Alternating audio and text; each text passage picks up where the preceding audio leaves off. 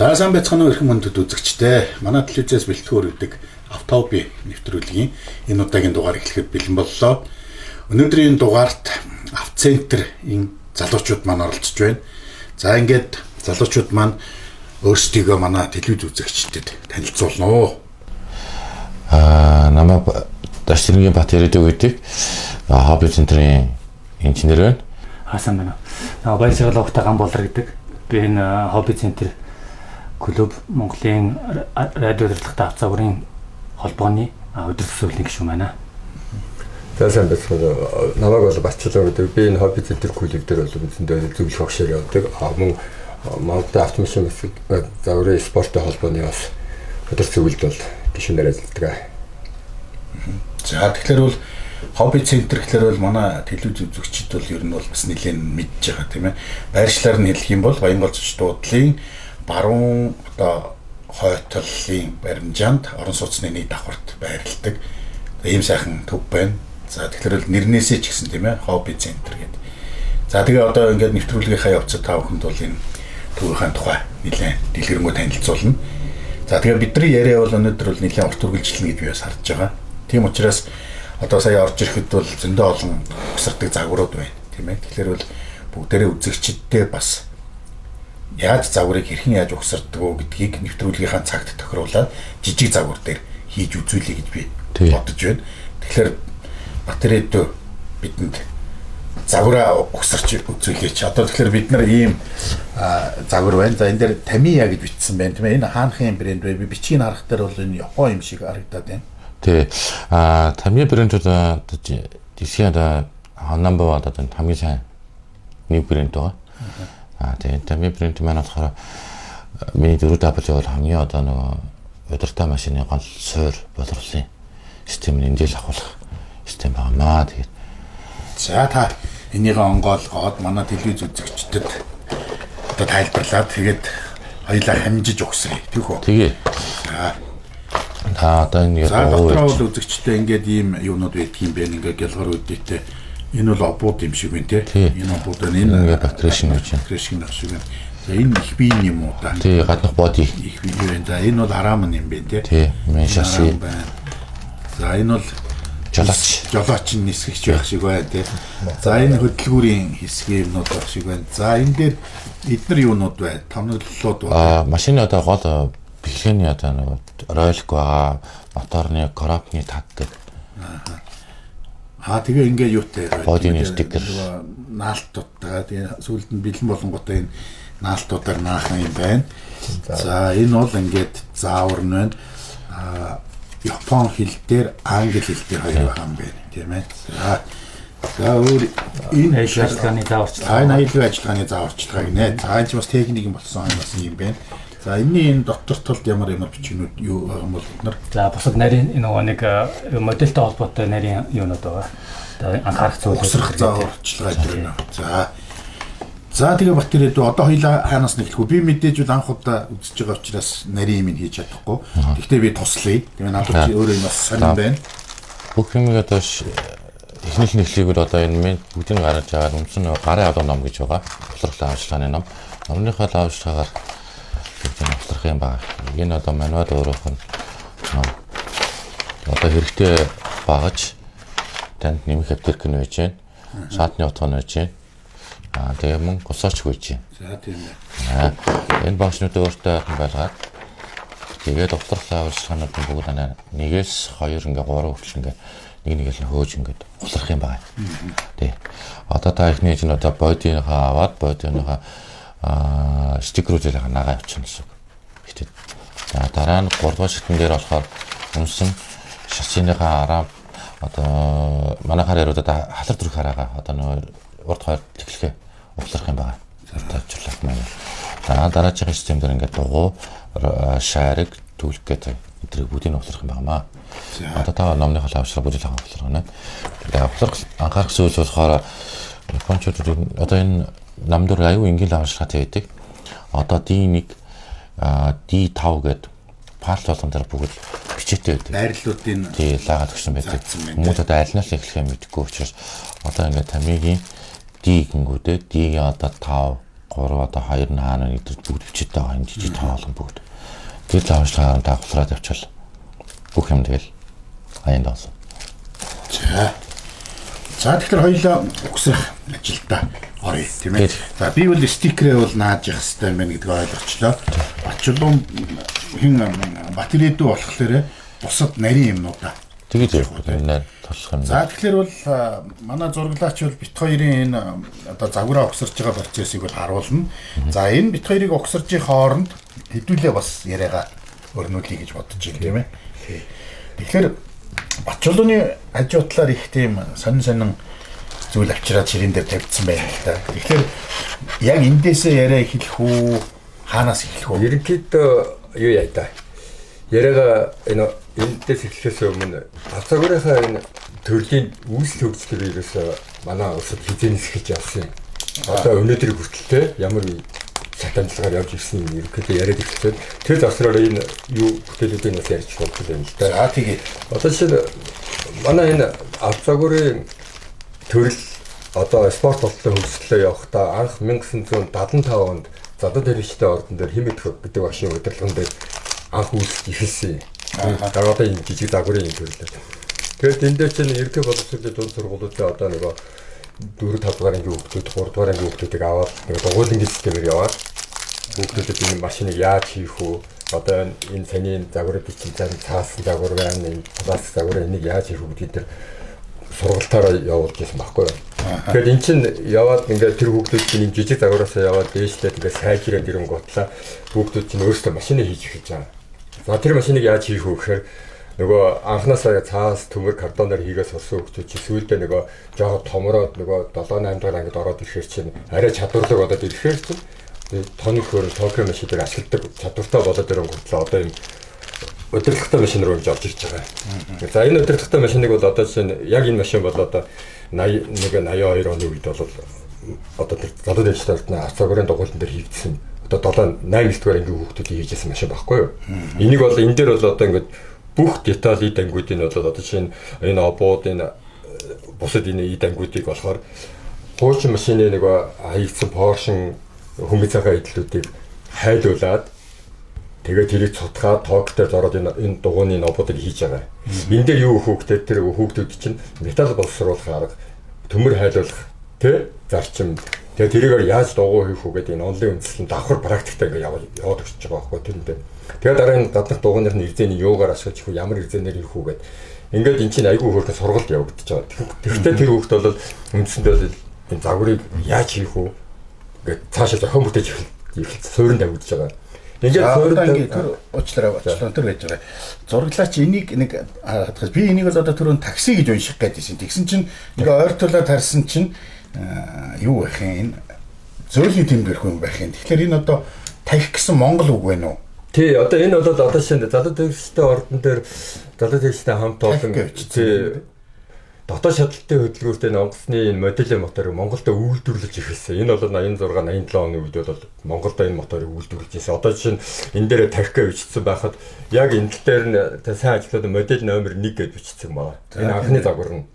Ингээд дотоод шатлалтай хөдөлгөөрийг Монголд үйлдвэрлээд одоо нэг энэ дугуйлангууд чинь тэр үед чинь нэг дүүргүүд байж шүү дээ тий.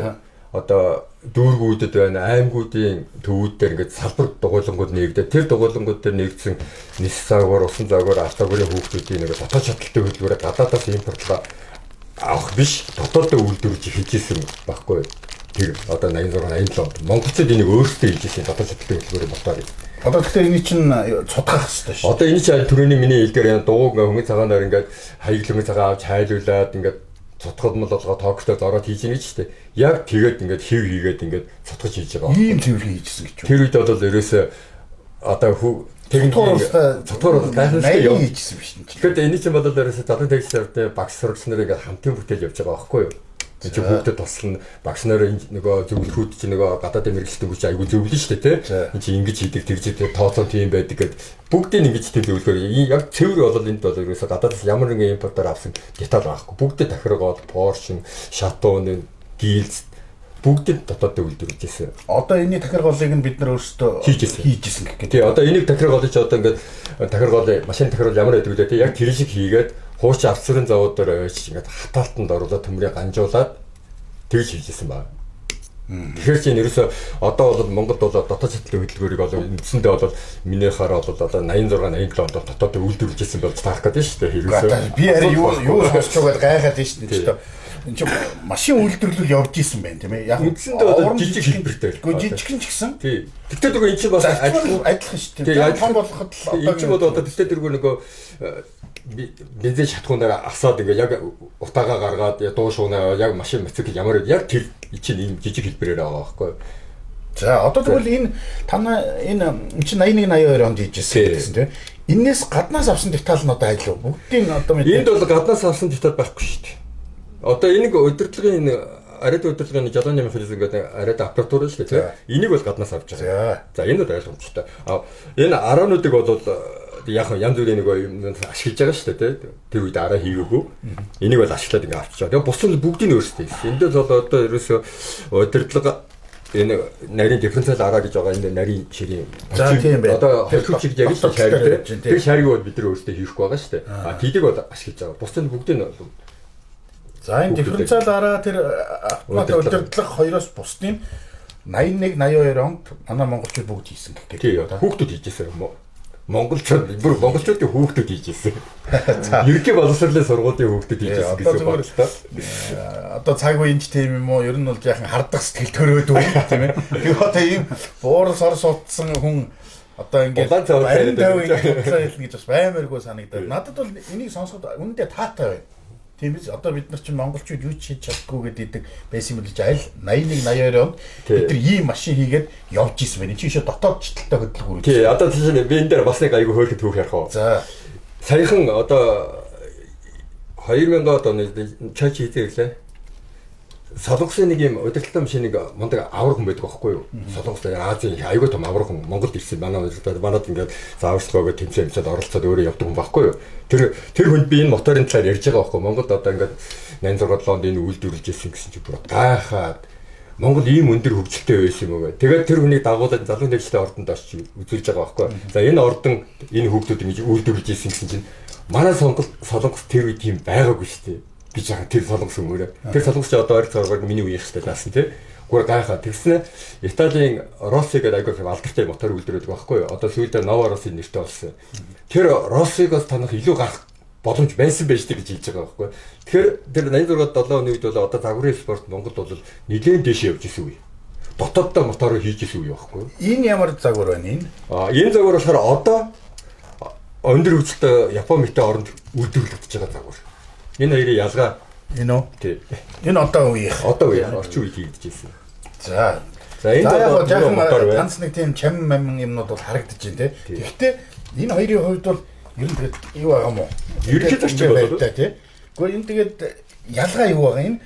Дугууны эрдэнэ материал энэ хоёр адилхан уу? Яг л ижилхэн юм шүү дээ. Тий. Энэ яг адилхан байхгүй. Тэгэхэд 82 онд хийжсэн машины дугуй энэ одоо орчин үед хийгдсэн машины дугуй ирэх материал яг адилхан.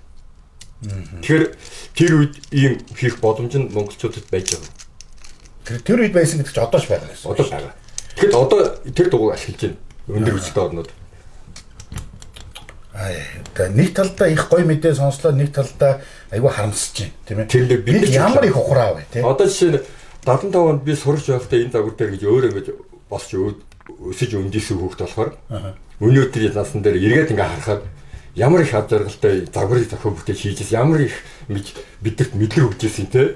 Одоо ямар болчиход байна гэдэг чинь бас нэг жоохон хэцүү болчиход байгаа байхгүй. Тэгэхээр чи чинь 75 оны юу юм бэ те? Одоо сурагч залуу техникчдийн ордны сурагч. Тэр одоо залуу техникчдийн энийг бол яг та нар баг өөрсдөө наадах чи үндсэндээ би өөрөө хийсэн. Өөрөө хийсэн. Би тэгээд энийг ингээд яагаад ингээд тэр үед чи бол юунд 8 9 Тий, 8 9 хүүхдээсэн. Тэгээд би яагаад энийг одоо ингээд яг энэ чигээр ингээд хадгалсан гэж. Энийг бол ингээд одоо бол орчин ингээд материал авчлаа гоё ингээд дуусах болох байхгүй юу? Би дуусахгүй гэж бодож байна. Энэ бол түүхээр үлдэх хэрэгтэй байхгүй юу? Одоос ирэх юм чинь 40 жилийн өмнө. 40 жилийн өмнө бүтээл байхгүй юу? Үзэгчтэй дахин хэлье одоо магадгүй оноо нэвтрүүлгийг дундаас нь үзсэн хүмүүс байвал те. Энэ бол монголчууд за манай энэ өнөөдрийн зочин Батчулуун өөрийнхөө багштай үеийнхэнтэйгээ одоо бүгдийн энэ одоо удирдлага энэ дотор байгаа энэ дифференциал 12-оос бусдын бүгдийн Монголд хийсэн ийм тахи гэсэн ийм мотортой ийм уралдааны машин байна. 40 жилийн өмнөөс. Энэ бол одоо яг орчин цагт Японд үйлдвэрлэсэн ийм загвар байна. Тэгээ энэ хоёрын хооронд үндсэндээ би хувьдаа бол онцгой ялгаа олж харахгүй байхгүй. Гэтэл 40 жилийн өмнө хийж исэн энийг энэ чигээр нь эрчимтэй хөгжүүлсэн бол бид нар өнөөдөр гахивчтай шал өөр болсон байна. Өшөө тэгэхээр сайжрах гэсэн. Өшөө чадвар сайжруулсан байхгүй. За та тэгэхээр энийг тухайн үед ингээд огсорчжээ.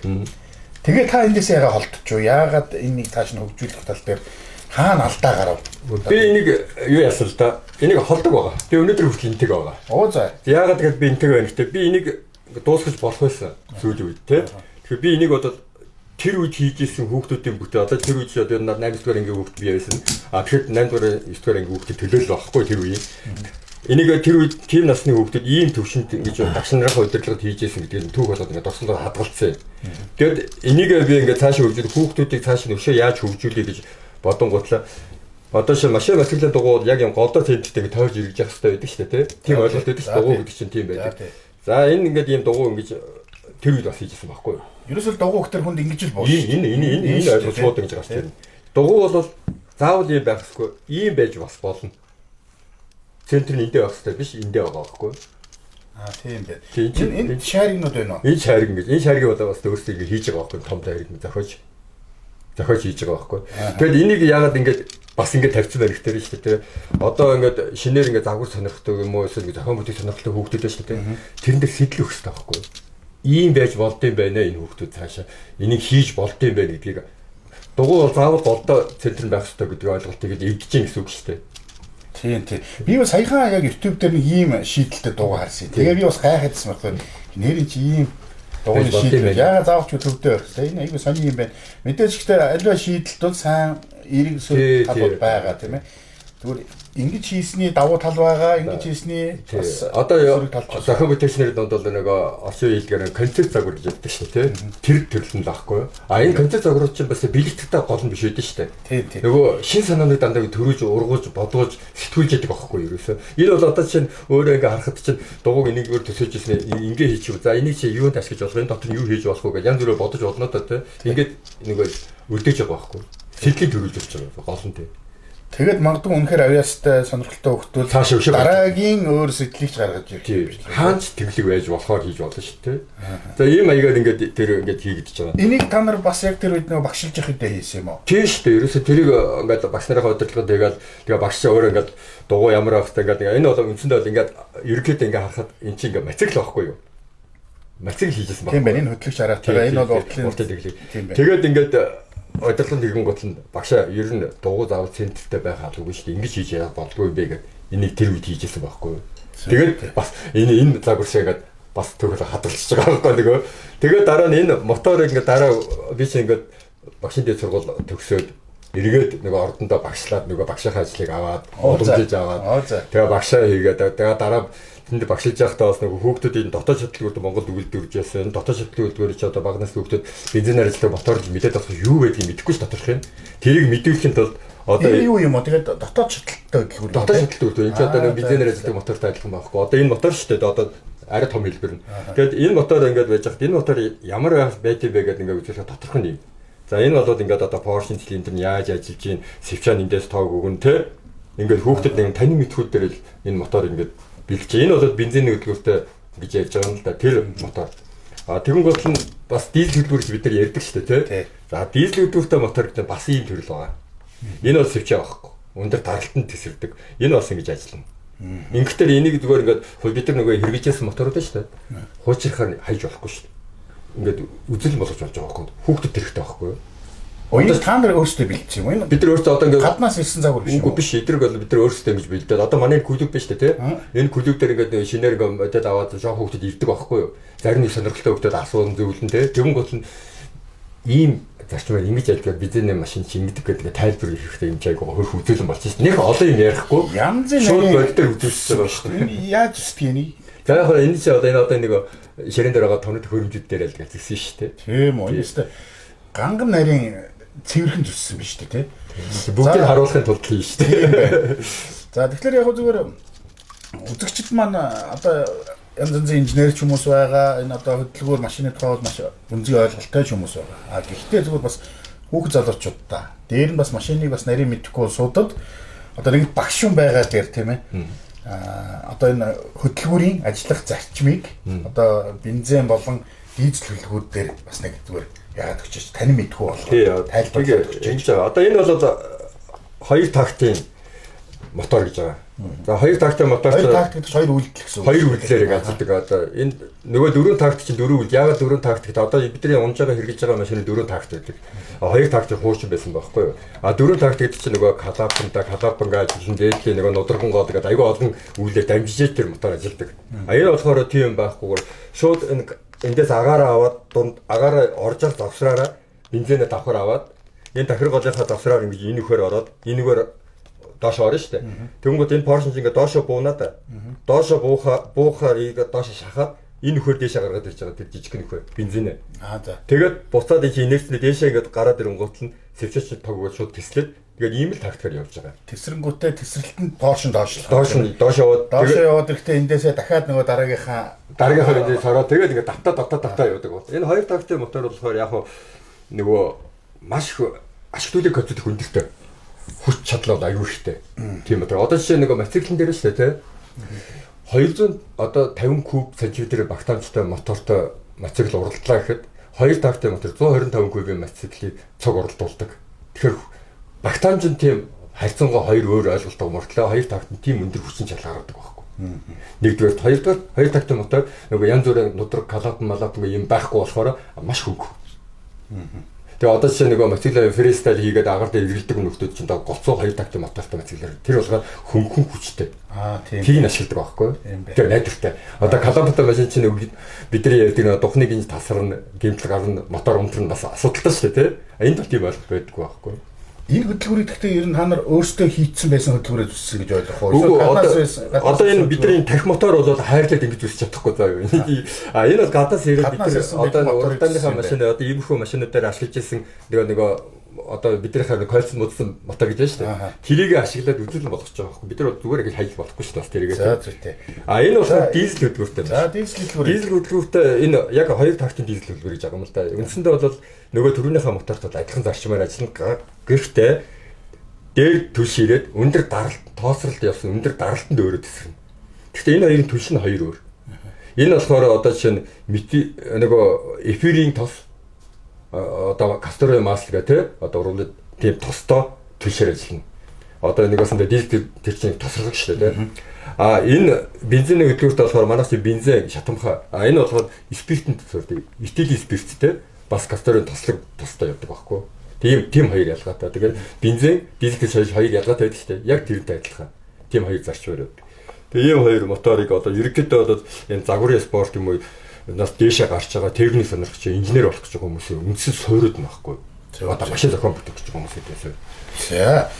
За материалууд маань баг гэлзуул айтсан минь үгүй. Тэгээд бас одоо та жолоочоо олгоод кабинэ жихөж жолоочоо тоглолаа. Тэгээд болов. Би бол уулын нэвтрүүлэг эхлэхэд бол нэг ухсраад тэгээд туслаад үгээгээдсэн чи ганц юм тасалж авснаас цаашгүй.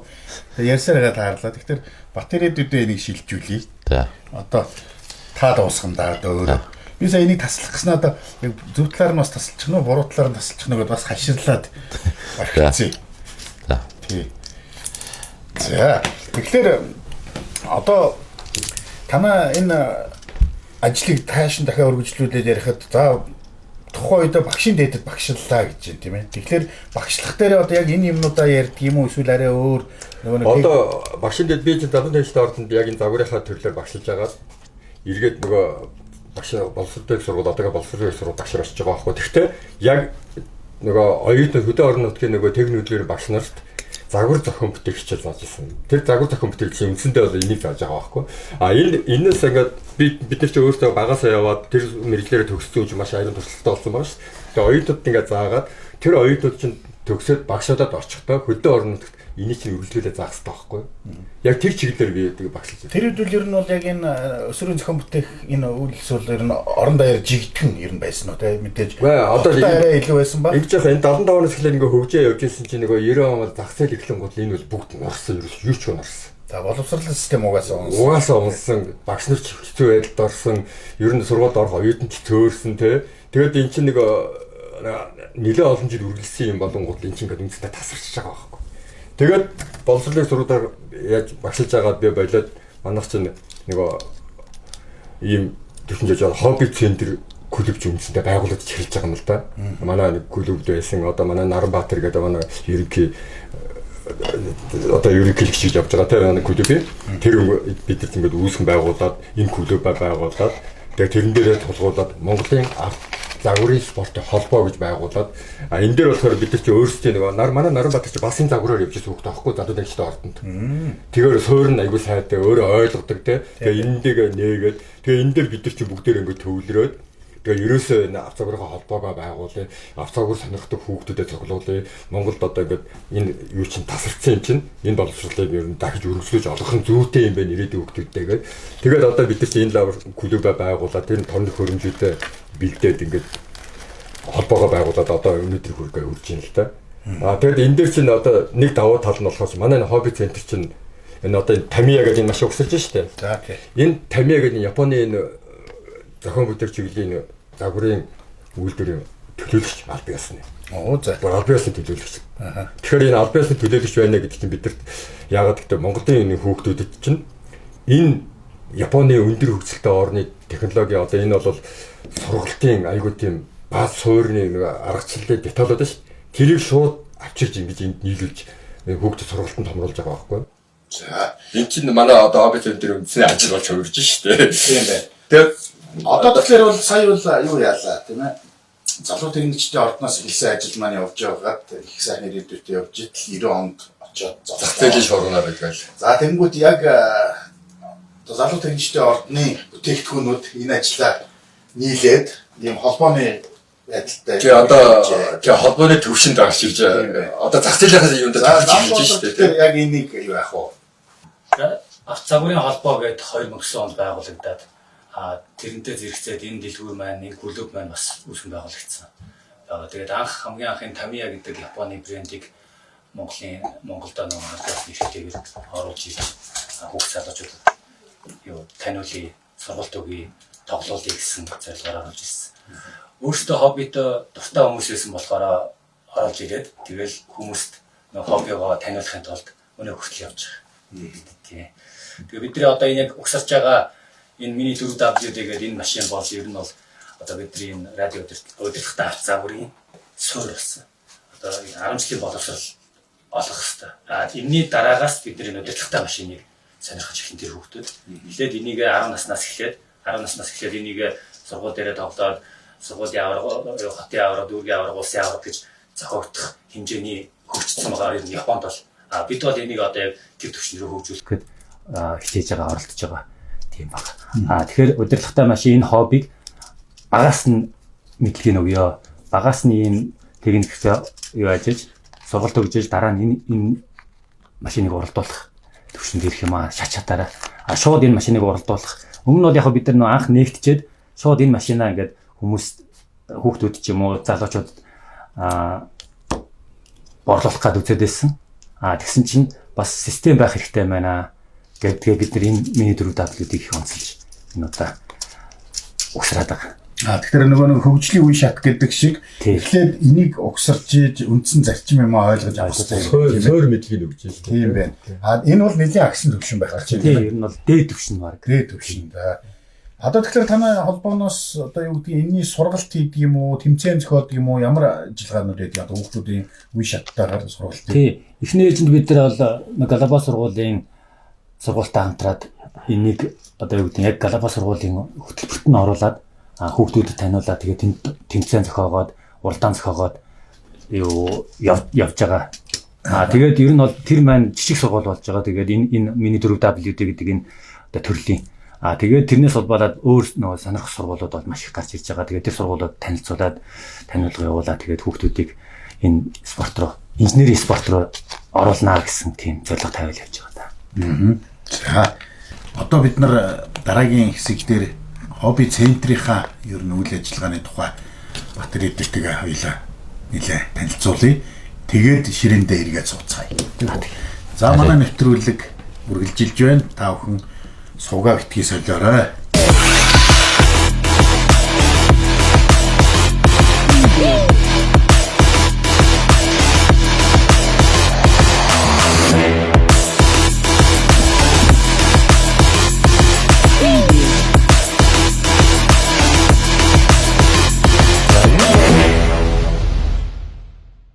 Замана нэвтрүүлэг үргэлжилж байна. Батэрүүдийн бит хоёр хобби центрийнхаа одоо үйл ажиллагааг танилцуулах гэж төр ширээнээсээ босоод ирчлээ. За энэ батэрүүдийн ямар хэсгийн өмнө ирээд зогсож байгаа юм Энэ болохоор манай энэ хобби центрийн маань одоо гоё чамил солиорнууд байдаг. Солиорнуудаа бүгдийг шинэ хаалгаж тавьдаг шин. Шинэ би одоо танд санахуулъя гэвэл 10 жилийн тэнэг дэжтэйг альбиал болдог. Тэр альбиад нь болохоор хүүхдүүдийн гар хэлсэн бүтээдүүд. Тэр гар хэлсэн бүтээдүүдийн бэлэн сонирхолтой юм шиг хөлөөдлөө. Жишээ нь энэ одоо юу вэ тань? Ямар деталь вэ гэж юу? Энэ ямар юу хэлбэр вэ? Энэ бол хүмүүсээ сонио аяг шиг яриад байна. За тэгээд энэ. Энэ бол аяг бол биш, энэ бол машины чулаакны их бий. Ингээд нийлэх юм байна. Одоо байна. манайх нэрвэл 60-ны одоо чулаакны бүх сууж таарах гэдэг. За тийм байна.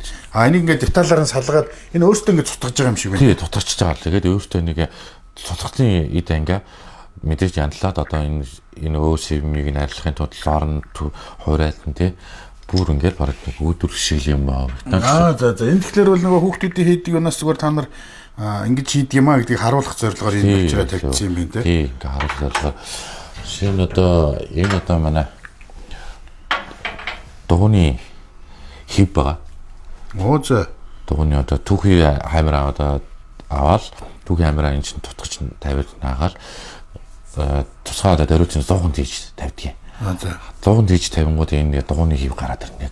Түүхий гоё болсон. Энэ хийг нь яаж байрлуулдаг гэсэн үг энэ дээр? Хийг нь болох энэ хийг нь болохоор ингэж тойр үж байрлуулдаг бүр. За.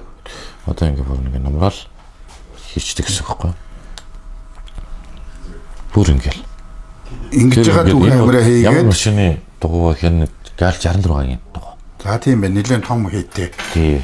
Ядэн. Одоо тэр хээчин гараад ирсэн дугуй юм маань энэ байна. Энэ цутгалтаас гарч ирсэн энэ юм уу тий? Ийм дугуй. Тийм байна. Наад чи ер нь бол запас дугууны юу юм биш үү? Ингээ яг байрлуулсан нь бол тий. Тийм байна. Тэгэхээр энэ дотроо түүхий камера хийж яагаад тусгай 100-нд хийчихлээр ийм хэлбэртэй болоо. Тий, тусгай температураар нь тавьж байгаа л гоё ийм хэлбэртэй одоо өмнө батарей шиг байна. За болж байна. За тэр доогуур байгаа машинууд та нарын өөрсдийн юунууд ба бас угсасан. Тийм манай энэ хийсэн хүмүүсийн маань бүтээлүүд байгаа. Одоо жил болгонд л ажиглал ордог. За Дакар гэж штэ. Энэ одоо тэгээд өөрөө явах юм уу? Явна бүр. Энэ нэг бас дотоод шилтэлт хөдөлгөөртэй. Үгүй. Адипатын дагуур бол ерөнхийдөө нэг лагерын дагуур явчихлаа. За. Бензин бол байхгүй. Бод юм шиг л одоо масштабын лааж өгч ханаасаа. Одоо адипатууд нэг одоо нэг ашиг 18 масштабаар одоо энэ дагуур хийгэрэй гэж цаанаасаа ингээд өдрөмжөө гаргаж өгдөг. Тэр өдрөмжийнхаа дагуур одоо бид нар энэ дагуурыг бүтээдэг хийх юм. Ямар хугацаа өгдөг юм тэгээд? Ер нь одоо 10 сараас өдрөмж нь гардаг. 10 сараас тэгээд 5 сар хүртэл үргэлжлэх. Тийм мэдээж одоо 10 сараас эхлэхийн тулд 12 сард жишээ нь одоо дүүргийн олимпиад нь болно. Оны дараа гэхэд одоо 3 сард 2 сард гэхэд одоо хотын олимпиадад нь улсын нь болохоор 5 сар дутдаг. Энэ гэхдээ манай Монгол хүүхдүүд хийсэн цаг юм уу те? Энэ 10 жилийн одоо тийм төгсөнгийн хүүхдүүд хийвч та. Дандаа 8 дугаар анги, 9 дугаар анги, 10 дугаар анги хүүхдүүд хийсэн. Бүх хаадаг хүүхдүүд нь онгоон хийслүүд нь дандаа ингээд хараад. Энэ ёстой бүх деталийг өөрсдөө хийсэн байх тийм. Бүх деталийг номын өвлөө өөрсдөө хийсэн. Шиг баггүй. Одоо тотлог гараа мараа бүгдийг нь өөрсдөө. Мундаг юм. За. Энэ дээр нэг энэ бас юу ах энэ нэг одоо тэгээ будаагүй байгаа байдлаараа ингэж хэлэх шиг баггүй. Энэ одоо энэ төмөр деталуудыг хаанаас ямар материал хаанаас авах вэ гэхээр энэ хашааны алганы дис төмөр. Харин тийм их хөнгөн юм байна, их нэмгэн байх шиг байна. Тийм байна. Тэгэхээр энийгээ өөрөөсөө эхлээд зургийг гаргаад хайчлаад тэгээд гагнуураад гагнаад тийм ээ ингээд танаа дээр ирж хийдэг юм уу? Эсвэл энийг ингээд гэртээ өөрөөсөө сургууль дээр энэ хийдэг юм. Ер нь бол манайх өвчлээ ер нь уг нь бол энэ 10 жилийн тэгжтэйгээд бид хүүхдүүдийг бол сургуулиас яа дээ. Зохион байгуулж одоо өөр сургуулийн нэрвчлэр явах хэрэгтэй. Манай дээр болохоор туршлагын хөрвүүлж явчихдаг хүүхдүүд. Одоо энэ ардын мэдлэгтэй тоног төхөөрөмж нь манайхтай холбоотой юм авдаг учраас нарийн ширээ юм манай дээр байдгийг. За энэгээр нэг бахан цомууд байна. Эндээс за тэр энэ цомууд дотроос надад тэр нэг солонгос бичгтэй цом нэлээд онцгой анхаарал татж байна тийм ээ. Энэ ямар хүүхд-хүүхтэй цом бай? Энэ болохоор солонгосын Азийн аваргын чаддаг үдгүүд одоо бензин үдгүүдтэй машин онроод гэдэг цагуур байгаа. Тэр онроод цагуурын аварга болсон. Азийн аварга. Манай монголчууд уу? Тий. Оо за 10 оны юм байна. Тий 10 оны. Энэ цомыг авсан хүмүүс маань болохоор Бэлгэн Балар гэх манай клубийн хүүхд байгаа. Одоо бүр томдоос осцсон хамгийн одоо мундаг минь энэ мандатуудыг мөн танаа тий бид нар энэ одоосын жимчэнд рүү ингээд явдаг. Жишээ нь одоо энэ Солонгос руу явсан жимчэн, Гят руу явсан жимчэн байж байна. Энэ болохоор Таиланд руу явсан жимчэн байж байна. Малайз руу явсан жимчэн. ерөнхийдөө Азтай нэлээд явж байна гэсэн үг. Тийм нэлээд Азтай явж байгаа. Тэр нь ямар учир вэ? Биднэрт нөгөө Европ явах дээр арай жоохон өндөр зардал байгаад байна уу яадгийн. Эсвэл бидний төвшин одоохондоо яг энэ Азтай ерөнхийдөө бол яг бидний төвшин бол их дээгүүр гарахгүй. Бид нар бол нэг ястай хэлж байна энэ төрлийн спорт байгаа шүү гэдэг Монгол улсын төлөөлөлд байна шүү гэдгийг харж байгаа юм да. Ерөнхийдөө байр бол их тодорхой юм чадахгүй. Гэхдээ байраа гэдгийг энэ нэгдүгээр байранд орсон цом бол өшөө хангалттай болсон шүү дээ. Батлан тийм. Тийм байна. Бидний нарийн юмнууд болохоор тийм байхгүй. Аюу.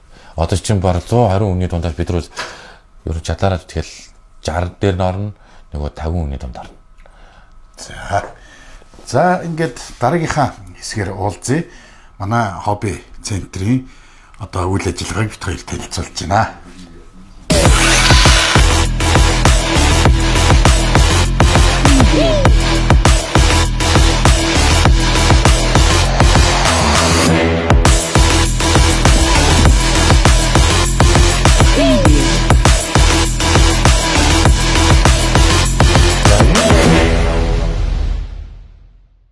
За хобби центрээс бэлтгэн хүргэж байгаа манай нэвтрүүлэг цааш үргэлжилж байна.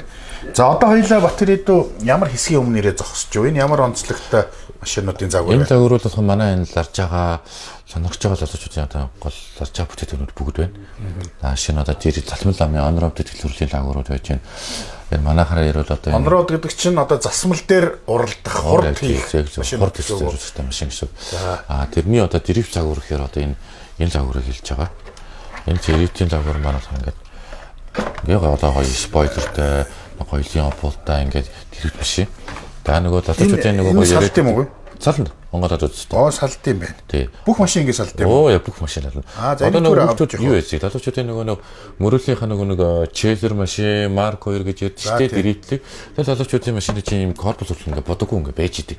Тэгээ өөрийнхөө сонирхсан корпус аваад баях юм байна тий. Тэгээ нөгөө яг нэг машинтай ялгаа. Энэ дугуйн цайлна, опуудын цайлна, моторны хөвтөн шаллыг нэмнэ гэл. Бүх юм. Одоо энэ бол дрифтийн зориулттай. Тий, дрифтийн зориулттай гэж. Энэ дрифтийн зориулттай машин энэ онроод машин хоёр юугаараа ялгардаг юм? Дугуйгаараа ялгаатай байдаг шүү. Дрифтийн дугуй болохоор арай хатуу бакраштай байдаг. Тий, онроод болохоор эрсдэлэн дугуйтай байдаг. Амаржин дээр ялгаа байна байхгүй? Амаржин дээр энгийн загвар яг нөгөө нэг юу байдیں۔ Тоногтой тоноггүй гэдэг төрлүүд бас байгаа. Бүр одоо яривал одоо нөгөө нэг машинаар яривал одоо нөгөө ямар GX үлээ Land 200 шиг яг тэрдээ ялгах шиг нөгөө тэр тоноглолттой тоноггүй гэдэг ялгаатай тийм бас байна үзүүт. Энэ бол одоо 4 дугуй хөтлөх юм байна те. Хоёр тийшээ дамжуулахтай байна те. 4 дугуй. Одоо энэ бол цахилгаан дэлгүүр үзүүтэй. Та одоо энэ машины механикч одоо үйлсийг дифференциал гэдэг бол мэдэн шүү дээ. Дрифтийн тулд одоо нэг даруйтын тоногны одоо нэг бүхс авч хийж одоо нэг шарвдаг болох нь шүү дээ. Тий. Ирмэн дамжуулахтай. За энэ бол мэдээж бол яалтчгүй оффроудууд харагдаж байгаа шиг байна тийм ээ. За энэ нөгөө нэг оффроудуудын бас цахилгаанууд аа. Бүгд л цахилгаан. Цахилгаан. Тий. Одоохондоо манай нөгөө бензин төгрөл нь байхгүй байгаа. Харин би танд тусгаалan дөрөж нэг бензин машин бас бэлдсэн байгаа. Асааж дараа нь үзэх юм байна те. За танд би сонирхол. За би танд одоо Монголын цагаагаар энэ галар шороо бүх юмд ингээл нөхцөл таалсан машин гэвэл сандуулахыг бол юм лэрлэгт байгаа машин санал болгож болж байна. За залуучууд чинь дэрийд гитгөө офрод хөдөө гадаа явдаг одоо бараг явхаа байгаа ч болж байна. Энд чи яг том загвараараа манай залуучууд оролдож байгаа шүү дээ. Өөртөө. Одоо манай Монголын нөгөө лэрлэгт яваад байгаа монстр машин чинь байхгүй. Одоо манайхан чинь нэг варинглер машин ингээд амьдрал дээр аваад энийг ингээд тайраал хэргаал ингээд нөгөө нэг амьдралгүй нэг чанар машин гаргаад ирчихтэй тэр шиг л энэ дэрлэг машин чинь байгаа. За манай энэ RC гэдэг энэ мэржтийн машинууд болохоор юу гэдгийг тоглоом машины төрлөөс юугаар ялгаатай вэ гэхээр арай асаач юу сая? Сая би асаачлаа. За харин тийм юм дуурайд эхэллээ. За арай ингээд ийм гоё нарийн мэдрэмж ихтэй байдгийг. Шал тоглоом машин яадаг юм бэ? Тий, өрүүлнэ. Тоглоом машин яадаг вэ дахаа? Нэг огсом шийдээд нэг огсом яваад байдаг шүү дээ, тий. Тэгвэл энэ ингээд хурууныхаа мэдрэмж юм яадаг. Тоглоом машин пат гэж хайдаг шүү дээ. Энд доо тийм байхгүй. Яг л нөгөө чих машин дээр. Энэ хоёул юугаар солиё те. Би наадах гэж хөдөлгөж үзье. Энэ юу бол яг өрүүлний байрлал бол яг л эксперимент яг ийшээ дарлаа. Гэхдээ энэ бол их баг залж байна те. Тэрнээс их огцсон юм гэх юм. За эднэр нь ямар очтой. Энэ болохоор өмнөс хаална. Трот. Хааза. Тий. Өөртөө баа. Йоо амар мэдрэмж юм бэ те. Амар мэдрэмж. Яг чих машинтай ялгаа. Энд чинь гэхдээ юу яах хэвтэй юм байна. Яг хэд ингээ явуулж нэг жолооны дадлах хийдэг шиг тэгж мэдэхгүй бол эн чинь бол одоо бол надад бол бид нар чи хөлөөрөө бол хаанс юугаа бол хаазаа бол мэдээд байгаа. Хурууны үзүүрээр хааз тохируулна гэдэг чинь энэ бол юу юм бэ? За энэ машин болохоор ингээд ухсардаг загвар байдгийг. Одоо энэ чинь хурд бас км цаг гэж хэмжигдэх үгүй юу? Өөрөөр хэмждэг юм уу? Хэмжигдэнэ. За энэ өөр болохоор 120 км цагаар хитээ 120. Ягаад тийм болгоч байгаа гэхээр энэ нөгөө ухсардаг загвар гэдэг заримдаа нөгөө өдөр чинь явхад бэлэн загвар 120 км цагийн хурдтай явах юм уу? Тий. Үннээ. Тэгвэл жоохон нэг огцом шидэд өччих. Тэгэхэд яах юм хараа. Билэн. Тоо бүр махан болж байна уу?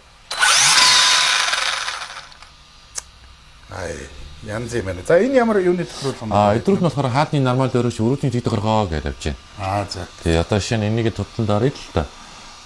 Та энэ тохиргоог надаа ордоод өгөөрэй да. За багсаад өччихээр өрөөний маневр нь багсаа явчихна гэсэн үг хөө. Нөгөө тийш нэргэрээд. За. Ингээд ийм баг маневртай ажилладаг өрөөний. Тийм байна. Жолооч өөртөө тааруулаад тийм байна. Хэр их маневрдэж явах уу тоглох уу гэдэг. За энэ бол нэлээд нарийн мэрэгжлийн тохируулгын байгаа юм байна тийм. За тэгэл энэгээрээ одоо тэгэл бүгдээр уралдах нь байна шүү дээ тийм ээ. Энэ одоо нөгөө уул хатан шавранд суудаг одоо нэрлэгийн биш гэж энэ гэсэн үг байна. Одоо манай дээр ийм тэмцээн болдгоо. Манай дээр одоо төлөв аймгийн хөгжиж байгаа тэмцээн бол энэ уул халны шавруулсны машинууд аягүй хөгжиж байгаа оффроад төрлөө. Тийм одоо энэ варинглер гэж энэ монстр трак краулер гэж энэ төрлөөр аягүй хөгжиж байгаа. За сони юм байна. Спорт болж байгаа шүү. За энэ ямар загвар байна? За энэ загвар маань болохоор бас одоо анхан шатны хөвтөл зориулсан одоо 6 дугуйтай байж тээ. Харах сарайны хувьд ингээд тоглоом дараатай юм шиг мөртөө мэржлийн RC төрөлтөө. Одоо энэ 6 дугуйтай ингээд байж байгаа.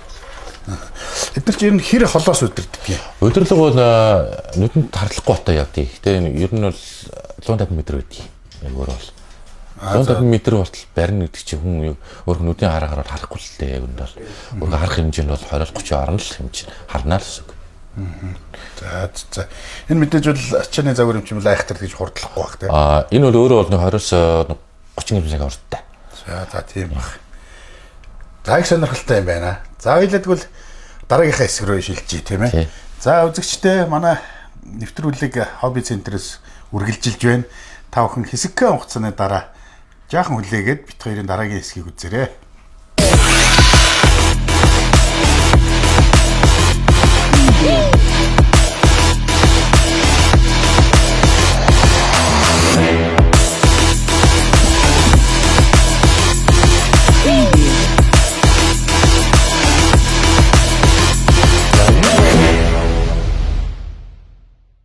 За нэвтрүүлэгтээ цуг байгаа тав хүндээ их баярлалаа. За ингээд хобби центрийнхаа дараагийн нэг хэсэг дээр ирсэн байна. За энэ ямар хэсэг вэ? Энэ хэсэг болохоор машинуудын шидбэг тоног гэдэг байгаа. Машин одоо хүмүүс одоо энгийн сток машин аваад энийг хөгжүүлэл хайжруулах хэмжээнд тоногуд нь бүгд манайд энэ дотор байна гэсэн үг. Одоо бүх деталууд байна гэсэн үг үү? Тий, бүх деталууд нь. Жишээ нь одоо би танд хүний нэг машиныг сонирхолтой л да. Одоо энэ хүний одоо тоногдуулах хэмжээний машин байгаа. Одоо стокоор байгаа машин байна гэсэн үг. За энийг ингээд тоноглохын тулд одоо юу солих вэ гэдгийг нь харуулж байна. Жишээ нь одоо энэ хомсрог кардан голтой дөрөв дугуйнаа майж тий. За тийм байна. Энэ бол хонцор юм. За энийг ингээд тоногломоор байна гэвэл одоо энэ кардан гол ингээд байж байна. Энэ төмөр юм уу те? Тий. Тийм байна. Нугалрахгүй. За гэтэл одоо жишээлбэл энэ хонцрыг төмрөөр солих зорилго нь юу байх вэ? Зорилго нь юу вэ гэхээр хүмүүс одоо өөрөх нь мотороор болоод жишээ нь анравтаа тоглож байгаа учраас кардан голын жиргэнээд савлаад идэг байхгүй. Энэ савлуулахгүй байхын тулд чинь хамаг масс хүчээ адж яана гэсэн үг. Масс хүчээ адуулахгүй тулд савлуулахгүй арга гэвэл тоногныхаа кардан голыг авч тавина гэсэн үг. Энэ бол зүгээр явах нь бол явна. Тийм ээ. Илүү хурдан явуулахын тулд тоноглож ийн гэсэн үг үү? Тий, хурдан явуулахын тулд. Хурдан явуулахын тулд хөдөлгүүрийн чадлыг нэмнэ. Хөдөлгүүрийн чадлаар картаныг солихоос өөрөөр. Өшөө бүр нэмэх юм бол бүтэн комп шарик гэж байгаа. Комп шарик гэхээр одоо холивч гэсэн үг. За тий. Агаар хаалдаар энэ холивчийн маань болохоор ингээд бүх явах үедээ ингээд дотор бүгдийн солино гэсэн үг. Өөрөөх нь болохоор байгаа байл нь холивч байхгүй. Энэ дугуй юу? Хомсор төрөх нь дээр ажиллаж байгаа шүү. Бүгд хомсраараа. Хомсор өөрөө ингээд мэдээж хайлна, хална, нөгөө ч бүр ингээд зууралт түлх шиг холхиноо л тий. Яг машины сав шиг л юм болно шүү дээ. Тэрдээ айлхан энэ Япон холхивч аваад ингээд хийж шар өөрөө. Тэгэхээр мэдээж моторонд ачаад ирэхгүй очно шүү дээ. Тэгэхээр ачаад ирэхгүй хамаг хүчээ гаргана гэсэн. Сивэр. Зөө сайн юм. Хэмжээл жижигхэн болохоос ерөөсөө техник биш. Яг техник. Яг машин юм. Тэгээд энэ болохоор өрүүлэн аппарат. За. Өрүүлэн аппарат одоо шинийг харуулж байна. Энэ хөвөл нэг хумсар. Дандаа хумсрууд байна тий. Хумсар тэгээ боотон дээр эргэж байна. Энэ боот бол ингээ хумсар хоёроо харилцах юм чинь бас суурн тий шуурн. Энэ чинь төмөр биетэй болно. Төмөрөө дотроо голдоо шаригтай. Тийм. Энэ шинэ ингээ хөдлөгдөөх ингээ юм гэхэд хумсар ингээ шачаад идэх байхгүй юу. Тэр төмөрийг аваад хийдэг баг тий. Ингээл машины тэмцвэрч бол бас солин нэмж тоноглож авч хийнэ л гэсэн үг. Энэ машин стокролтой тэмцвэрч хөө. За. Тий хурдан явж байхад ингээд эргэлэн дээр даралтан дээр нэ аавал тавлаа ичдэн шүү дээ. Тэгэхээр мэдээж тононы тэмцвэрч байгаа. Тэмцвэрч энэ 3 өнгө байна. Энэ 3 өнгөнүүд диаметраараа өөр өөр дээ. За. Хатууд өөр нь дундаж гисэн. Нэг нь энэ ч улаан юм байна те нэг. Улаан шар шинтер гэж байгаа. За. Одоо нэг өстөндөө medium to medium hard soft гэж явдаг шиг тэрэг явчихж байна шүү. Тэрний цавуутай юм уу юу яхан тэр надад чи юу вэ? Энэ болохоор машины дифференциатор. Балберг гэхээр одоо шаргийн дифференциатор гэж яддаг. Энэ жижиг нөхнүүд нь бүгд дандаа шариг болдог гэсэн. Нарийн шариг тий. Энэ жижиг нөхрөө юу? Тий. Та дифференциатор арайг болохоор нөгөө дотор нь онгоолоод үзэхэд ингээд халат түрэг араа шиг л юм харагдаж шүү дээ. Энэ болохоор халат түрэг араа шиг юм ерөөсөө байхгүй. Зөв шаргийн дифференциатор гэсэн. Одоо энэ дөрөн дээр байгааг нь харуулж байна. Ингэж ухсраараа гэсэн баг. Хүм нарийн байна те. Энэ рүү ордог шарик гэхэлэр чинь асар жижиг юм байна. Оо бүрэл асар жижиг юм байна гэсэн. Бид ингэ хараад тэр асар жижиг шарыг болохоор энэ.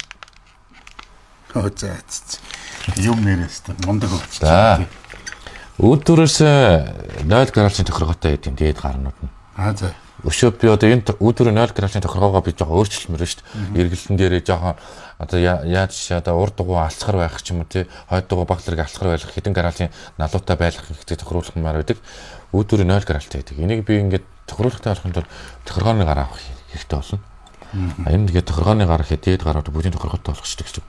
Үүдүүрээ одоо 0 градусыг би одоо хасах 1 рүү оруулах хасах 2 рүү оруулах гэхээр бүр өшөөр ингээд дотоошоо алцгар болгоно гэсэн үг болчих. Энэ гарын алуун номны халаа авшир бүгдийг ингээд ухсраа авчихдээ. Жишээ нь одоо ингээд хоногдоод тэр машин маань одоо энэ болох нэ. Одоо энэ маань ийм болох юм уу? Тий, хөгжлөхийн тулд. Тийм байна, тийм ээ. Тохиргооны гар чинь дээд гар нь хоёр гар байгаа шүү дээ, тий. Энэ бүр ингээд нарийн илүүтэй ингээд тохироор ингээд тохирдог байна. За ингээд урдаа ингээд цэнцүүрэгчтэй хийсэн байх нь байна. Хойдоо цэнцүүрэгчтэй хийсэн байна. Тэгээд мөн ярууд одоо нэмэлтээр энэ тасаа амаржингүй өөрөөхөө эдгээрээ дан бүршин дээр ажилладаг гэсэн. Манайхаар одоо нөгөө дуустаа амарч шиг хонгой юм шиг ажиллана. Жишээ нь одоо би танд ингээд хандвал савлж байна. За савл Тусаа амарч чи ингэдэггүй шүү дээ. За тийм байна. Барилж дээ. Тийм. Энэ одоо сэв тос идэг байна шүү дотор. Тэгэхээр одоо эн чинь адилал энэ илүү хүнд болсон байгаа да тий. Жингээ өөр яг мотортой байгаагаар бол арай хүнд байгаа. За тийм байна. Энэ бол одоо хуунцар. Энэ бол үндсэндээ сайжруулад тоноглолцсон тий. За тэгэхээр бол ингээд ерөөсөө яаж л тоноглож болох нэ. Тий. Яаж л яаж мэдээж бид нар бол үнэтэй. Тодорхой үнэтэй гэдэг нь бол мөнгөөр авна. Мэдээж. Тэгэхээр бол энийг авснаас бол үн бол өснө гэсэн үг тийм ээ. Үн өснө гэхээр өөрийнхөө хурдыг сайжруулж байна гэсэн үг байхгүй. Тийм байна. Хурдыг сайжруулж, өөрийнхөө тохиргоогоо сайжруулж байна. Гэхдээ хүнд ер нь одоо авахта энэ тоногуудыг ойлгож авбал арай илүү дүүрээдэг. Зарим хүмүүс ойлгохгүй байдаг, зарим нь ойлголттой. Яг гэж энэ зэнцвэрч авах гэж байгаа. Яг гэж энэ тохиргооны гараа авах гэж байгаа тийм. Энэ дифференциат. Тэгээ эндээс авах ойлголтыг юу ойлгох вэ гэхээр энэ техникийн бүс цэнцвэрэгч цаашаа наа жихэн машин дээр бид нар бол цэнцвэрэгч байна уу гэхэд доогоор ороод үзэл байж лээ. Ямар ач хавьяа байлгын хүмүүс мэдэхгүй. Тэгээд тэртэй ялах нь энэ жижиг машины техникийн бүсэл ойлгоод авчвал арай өөр. Хүмүүс амьдрал дээр ингээд урдааны машин бидлээд ингээд онголдоо те өөрийнхөө амь насаа ингээд хэлсэн байж ингээд явдаг бол энэ жижиг машинаас жижиг юмны ингээд техникийн мэдлэг аваад ойлгоод башаад арай өөр. Гэхдээ жинхэнэ машинаас арай илүү нарийн тодорхой авдаг. Одоо худалдаа авагч ирээд би ийм зорилгоор ингэх гэж байна хэмээл танах бол бүх зөвлөгөөг өгчдөг тийм ээ. За их сонирхолтой юм байдаг юм байна. За манай нэвтрүүлэг үргэлжилж байна. За одоо бүгдээрээ ерөнхийдөө бол ширээндээ суугаад дараагийнхаа яриаар орох уу? Тийм. За нэвтрүүлэг үргэлжилж байна.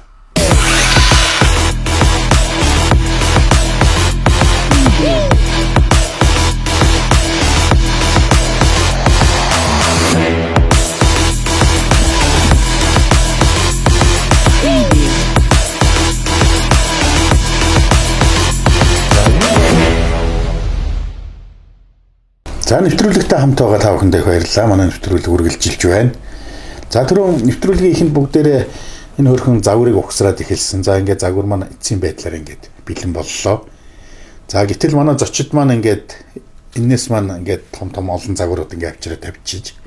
Тэгэхээр одоо бодвол энэ машин болгон дээр бас нэг түүх юм уу юм онцлог юмуд ярих болтой юм байна. Ингээд бүгдээрээ зочдынхоо сонирхолтой яриараа анхаарлаа хандуулъя. За энэ ямар учиртай машинууд ингээд ихсаачваа. За одоо үндсэн радио удирдлагатай автозагвар дээр болохоор үндсэн төрлүүд байдаг. Энэ болохоор нийтлэг тоглодог төрлүүд гэдэг. Манай одоо Монголд нэлээд гайгүй хөгжиж байгаа хөгжсөн төрлүүд нь одоо энэ ширээн дээр байгаа. Тэгэхээр одоо тэр 10 настай хүүхдээс эхлүүлээд тэр машиныг эхлэхэд тэгэл цаашаа 14 наснаас дээшгээл одоо энэ машинуудыг л удирдах угсарч тэгээд тохиргоог нь хийж сураад цаашаа өөрийгөө одоо хөгжүүлнэ л гэсэн үг л дээ. За ямар зорилт Формула 1-ийн одоо загвартай хурдны загвар байгаа. Засмал замын хурдны загвар гэдэг гэж байгаа. Энэ жинхэнэ бодит машиныг 10 дахин жижигрүүлсэн 10-ыг харьцах 1-ийг харьцах 10 гэсэн хэмжээтэй Формула 1-ийн машин байна. Яг Формула 1 шиг хойдлын дугуйгаараа хөтэлдэг. Хойд тэнхлэгээр хөтэлдэг ийм загвар байна. За энэ захилгаан хөдөлгөөртэй яг ийм юу юм уу? Тий яг уралдааны дугуй. Яг уралдааны гөлгөр ийм дугуй байгаа. Тэгээд одоо энэ дугуйгаа болохоор тухайн өдрийн температур, тухайн замын нөхцөл байдлаас шалтгаалаад дугуйгаа солино, зөөлөн хатуу. Энэ бол юунд орох вэ? Энэ одоо нэлээд хатуу дугуй, нэлээд одоо гэдэг халуун өдөр асфальтны нөгөө температур өндөртэй байх үед хэрэглэх тийм дугуй байна. Формула 1-ийн машин байгаа. Тэгээд дараагийн төрөл нь болохоор энэ дрифт юм шиг байна те энэ. Энэ болохоор засмал замын on-road одоо яг энэний арай жоохон өөр загвар нь гэсэн. On-road төрөл гэхээр одоо засмал замын төрөл гэсэн. Тэгээ энэ одоо нөгөө гадна бидний хэлдгээр body гэж яриад байдаг одоо гадар гэрнэ. Тэгээд энэ болохоор одоо тэр Формула 1-ийн машиныг бодох юм бол арай өөр бүтцтэй. 4 дугуйгаараа хөтэлдэг ийм загвар байгаа. Цахилгаан мотор, удирдлагын хүлээн авагч, өрүүлийн аппарат, өрүүлийг удирдах серво, тэгээд энэ цахилгаан моторыг удирдах хурцсуур, Тэгээ ирмэн дамжуулахтаа урд хойно тэгээ энэ хөтлөгч хараа гэд тэгээд ийм ирзэн дугуйтай юм загвар баг. Энэ болохоор нөгөө нэг тойргоо мэдрэгч. Цагийг маш нарийн гаргадаг. Бид нар одоо энэний тусламжтайгаар хэн нэгдүгээр хайранд явж ийн хэн хамгийн сайн цаг үзүүлж ийн гэдгийг энэний тусламжтайгаар компьютер дээрээс удирдаад тухайн нөгөө нэг уралдаанаа зарлаа авчин. За нэгдүгээр хайранд тэр явж ийн тэдэн секундээр илүү явж ийн гэдэг. Ингээ явждаг. Тэгээд одоо амаржийн хэвтэй юм амаржинтай онцлог машин байгаа. Хойдлын амаржины юм тосоо амаржинтай. Тэгээд амаржины тос гээд урд хойд тэглэхний дифференциалын тос итэргээд тус тустай тохиргоотой. Дугуйны бас хатуу зөвлөн тохируулна. Дугуйны дотор байгаа энэ дугуй болохоор өөрөө хийгүү. Тэгээд дотор нь порлон байдаг. Порлооны хатуу зөвлөнөөр бас замын гадаргуудад харуулж порлооны хатуу зөвлөнийг тохируулна гэдэг тийм. Маш их тохиргоотой. Тийм нарийн мэд юм уу? Тэгээ энэ доктортлын тэр порлооны солино гэсэн үг. Солино гэсэн үг тийм. Гэхдээ дугуйгаа одоо энэ дугуйг бол энэ одоо энэ обуудтай ингээ наацсан баг. Тэгэхээр анханасаа тэр замдаа тохируулахдаа наахаас өмнө порлооноос солиод тэгээд дугуйгаа наана гэсэн үг. Тэгэхээр бол одоо бол дараагийн ээлжинд бол шууд нэг өөр порлонтой дугуйнуудаас солино гэсэн юм байна. Яг энэ дугуй бол ингээд тухайн нэг уралдаанд ингээ илэгдэх магадaltaй илэгдэхгүй байх юм бол дараагийн өөр нэг зам дээр бас туршиж үзээд болж байгаа юм бол энэ дугуйгаа хэрэглээ авчихна гэсэн үг. Тэгэхээр доктор нь байгаа порлооныхоо хэмжээг нь энэ дээр байгаа энэ юугаар мэдхүүгүй. Тэг яг нөгөө барьж үзээд мэдчихсэн. Цаанаасаа нөгөө порлон өөрөө тоотой ирнэ. Тэр тоо нь болохоор юу гэдэг хатуу зөөлнийх нь утгыг илэрхийлнэ. Тэгээд тэрэндээ тааруулж тавина гэсэн үг. Ер нь бол нарийн тохиргоо одоо юу гэдэг бүх дугуйны гараж бүх нарийн тохиргоонуудыг эхний ээлжинд бол зааврын дагуу ингээ ирсэн номныхын зааврын дагуу тавина. Тэгээд дараа нь тэр хүн өөрийнхөө жолоод хурж чадвар тэгээ замын нөхцөл байдал эргэлтийн нөхцөл байдлаас шалтгаалаад энэ тохиргоонуудыг бүгдийг энэ бүх юунууд тохиргоот энэ жижиг жижиглэхүүрээр ингээ эрзуудад эргүүлдэг юм тохиргоонууд. Тэр болгон нөгөө нэг цагийн амжилтанд нөлөөлөх тий. Аяг нарийн тий. За хурдны загвар. Ийм одоо нөгөө боди гэж яриадсэн тий. Ийм сулгаа тэр нэг тийм гоёлын юм биш тий. Энэ яагаад ингэдэг юм? Эсвэл ингэж доторхыг харуулж зорилгоор ингэж хийх юм уу? Ер нь бол яг хөө энэ боди гэдэг боди маань өөрөө үйлдвэрээсээ ингээ тийм тунгалаг ирдэг. За. Тэгээ ингээ тунгалаг ирээд энэ бодиг ийм болгодог. Өөрийнхөө хүссэн загвараар. Тэгэхээр энэ бодиг ийм болохын тулд туулганаачдаг гэсэн үг юм уу? Дотор талаас нь бодно гэсэн үг. Бодно шүрсэж бодно. Дотор талаас нь ингээ параграфаар нарийн шүрсдэг bod. Ингээд одоо ингээ дотор талаас нь ингээ будаа бэлэн болцсон загвар нь гэсэн үг.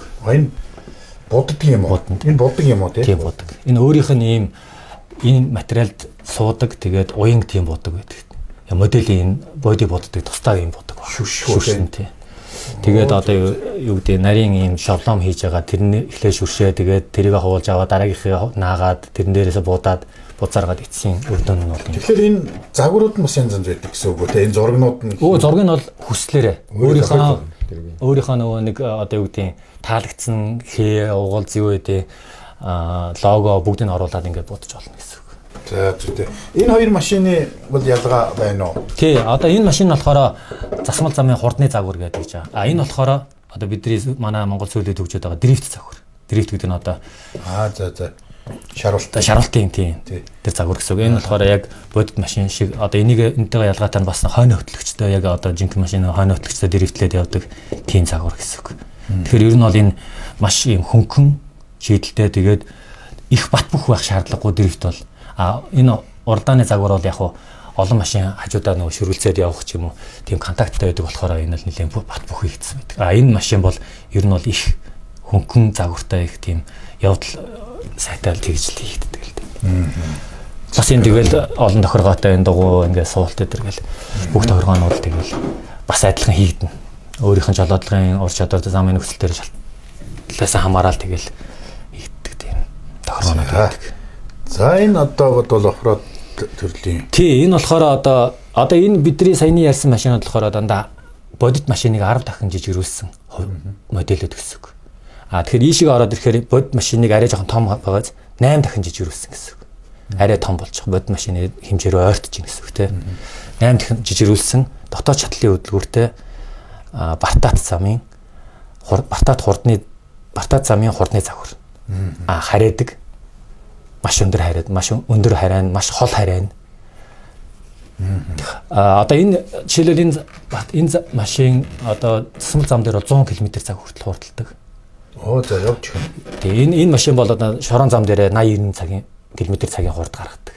Шолон хэсэг дээр. Тэгээд энэ болохоор юу гэдэг их нөгөө нэг нухчаатай юм эргэлттэй замууд байдаг.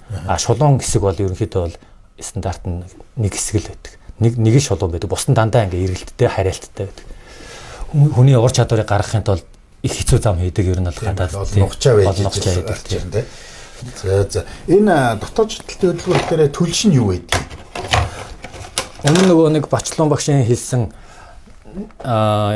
нитрометанол гэдэг тусгай энэ төлш байгаа. Тэр нь болохоор яг хуу энэ зах зээл заргаж идэг тийм төлш байгаа. Гэхдээ яг хуу энэ зөвхөн эндэл зориулсан төлш. Одоо нисэх загвар ч юм уу, усан загвар ч юм уу, авто загвар зориулсан тусгай тийм төлш байгаа. Тэр тусгай төлшийг хийгээл энэ машин альна гэсэн үг. Энэ машиныг дасааж үзчих болно тий. Ойролцоогоор 3.1 кг жинтэй машин байна. Энэ одоо энэ банк нь аль вэ? Одоо банк нь энэ цаг гэсэн. Ингээ онгоч. Энэ одоо төлш байгаа мó байхгүй. Энэ болохоор төлш хадгалах үедээ төлшөө аваад хийжсэн үү? Хийжсэн тий. Одоо бол их тийм өнөртөхгүй юм тий. Эсвэл тийм өнөргүй байд юм уу? Ер нь бол яг өвөл дамжицсан. Ер нь бол ууршилт явагдсан байх гэж би бодож байна тий. Гэтэ өнөр бол нэг бензин шиг тийм айх. Харин тий. Бензин бол хоосон сав байж нөгөө метанолын төрлийн болохоор спиртлэг төрлийн өнөр л байгаа л да. За. Энэ одоо энэ амарчин энэ бол янзын юм байх гэдэг нэ. Тий, одоо энэ амарчин гэдэг ийм амарчин байдаг. Тэгэл одоо энэ амаржийнхаа бас нөгөө нэг замынхаа нөхцөл байдал тохируулаад хөөргөн түлхий. Одоо ийм нөгөө нэг тоснууд сонголтоор хийдэг. Тэгээ яг одоо жишээлбэл энэ ингээд 700 ингээд ийм нэг силикон шиг гэх юм одоо ийм нэг ийм зуурмтхаа өтгөн тийм тос хийдэг. Тэгээ яг урдлын тохиргооны урдталтай болохоор одоо энэ 700-тай нэлээд өтгөн тос хийдэг. Хойно болохоор 350-тайг арай шингэн тал руугаа тос хийдэг. Энэ тоонууд нь бол юугаа илэрхийлж байгаа юм бэ? Өтгөн шингэний яаж байгаа юм бэ?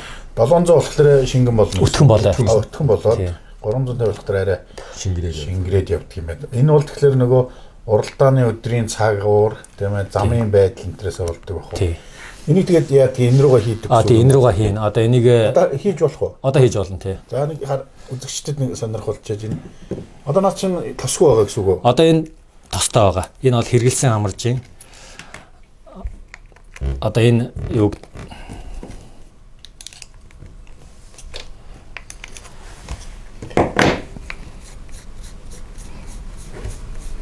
тухайн өдрийн замын онцлог тэр агаараа температуруудыг тохируулаад тоснууд хийх байсан юм. Тэгээ одоо ингээд ийм юуг нь хараад одоо дотроо тостой байна. Тэгээ одоо энэ болохоор нэг ажилсан юу гэдгээрээ ажилсан амаржин гэдгээрээ их бохирдолтой шороотой тэгээд ийм бал энийг асгах болно тий. За би үзэгчдэд энийг ингээд нэг асгаад харуулдаг юм. Хонь чинь нэлээ ийм зунгаарлалтсан байна. Энэ ажилсан болоод ийм байна. Тий ажилсан болохоор ийм юутай хөлөнгөртэй байгаа. Тийм ээ.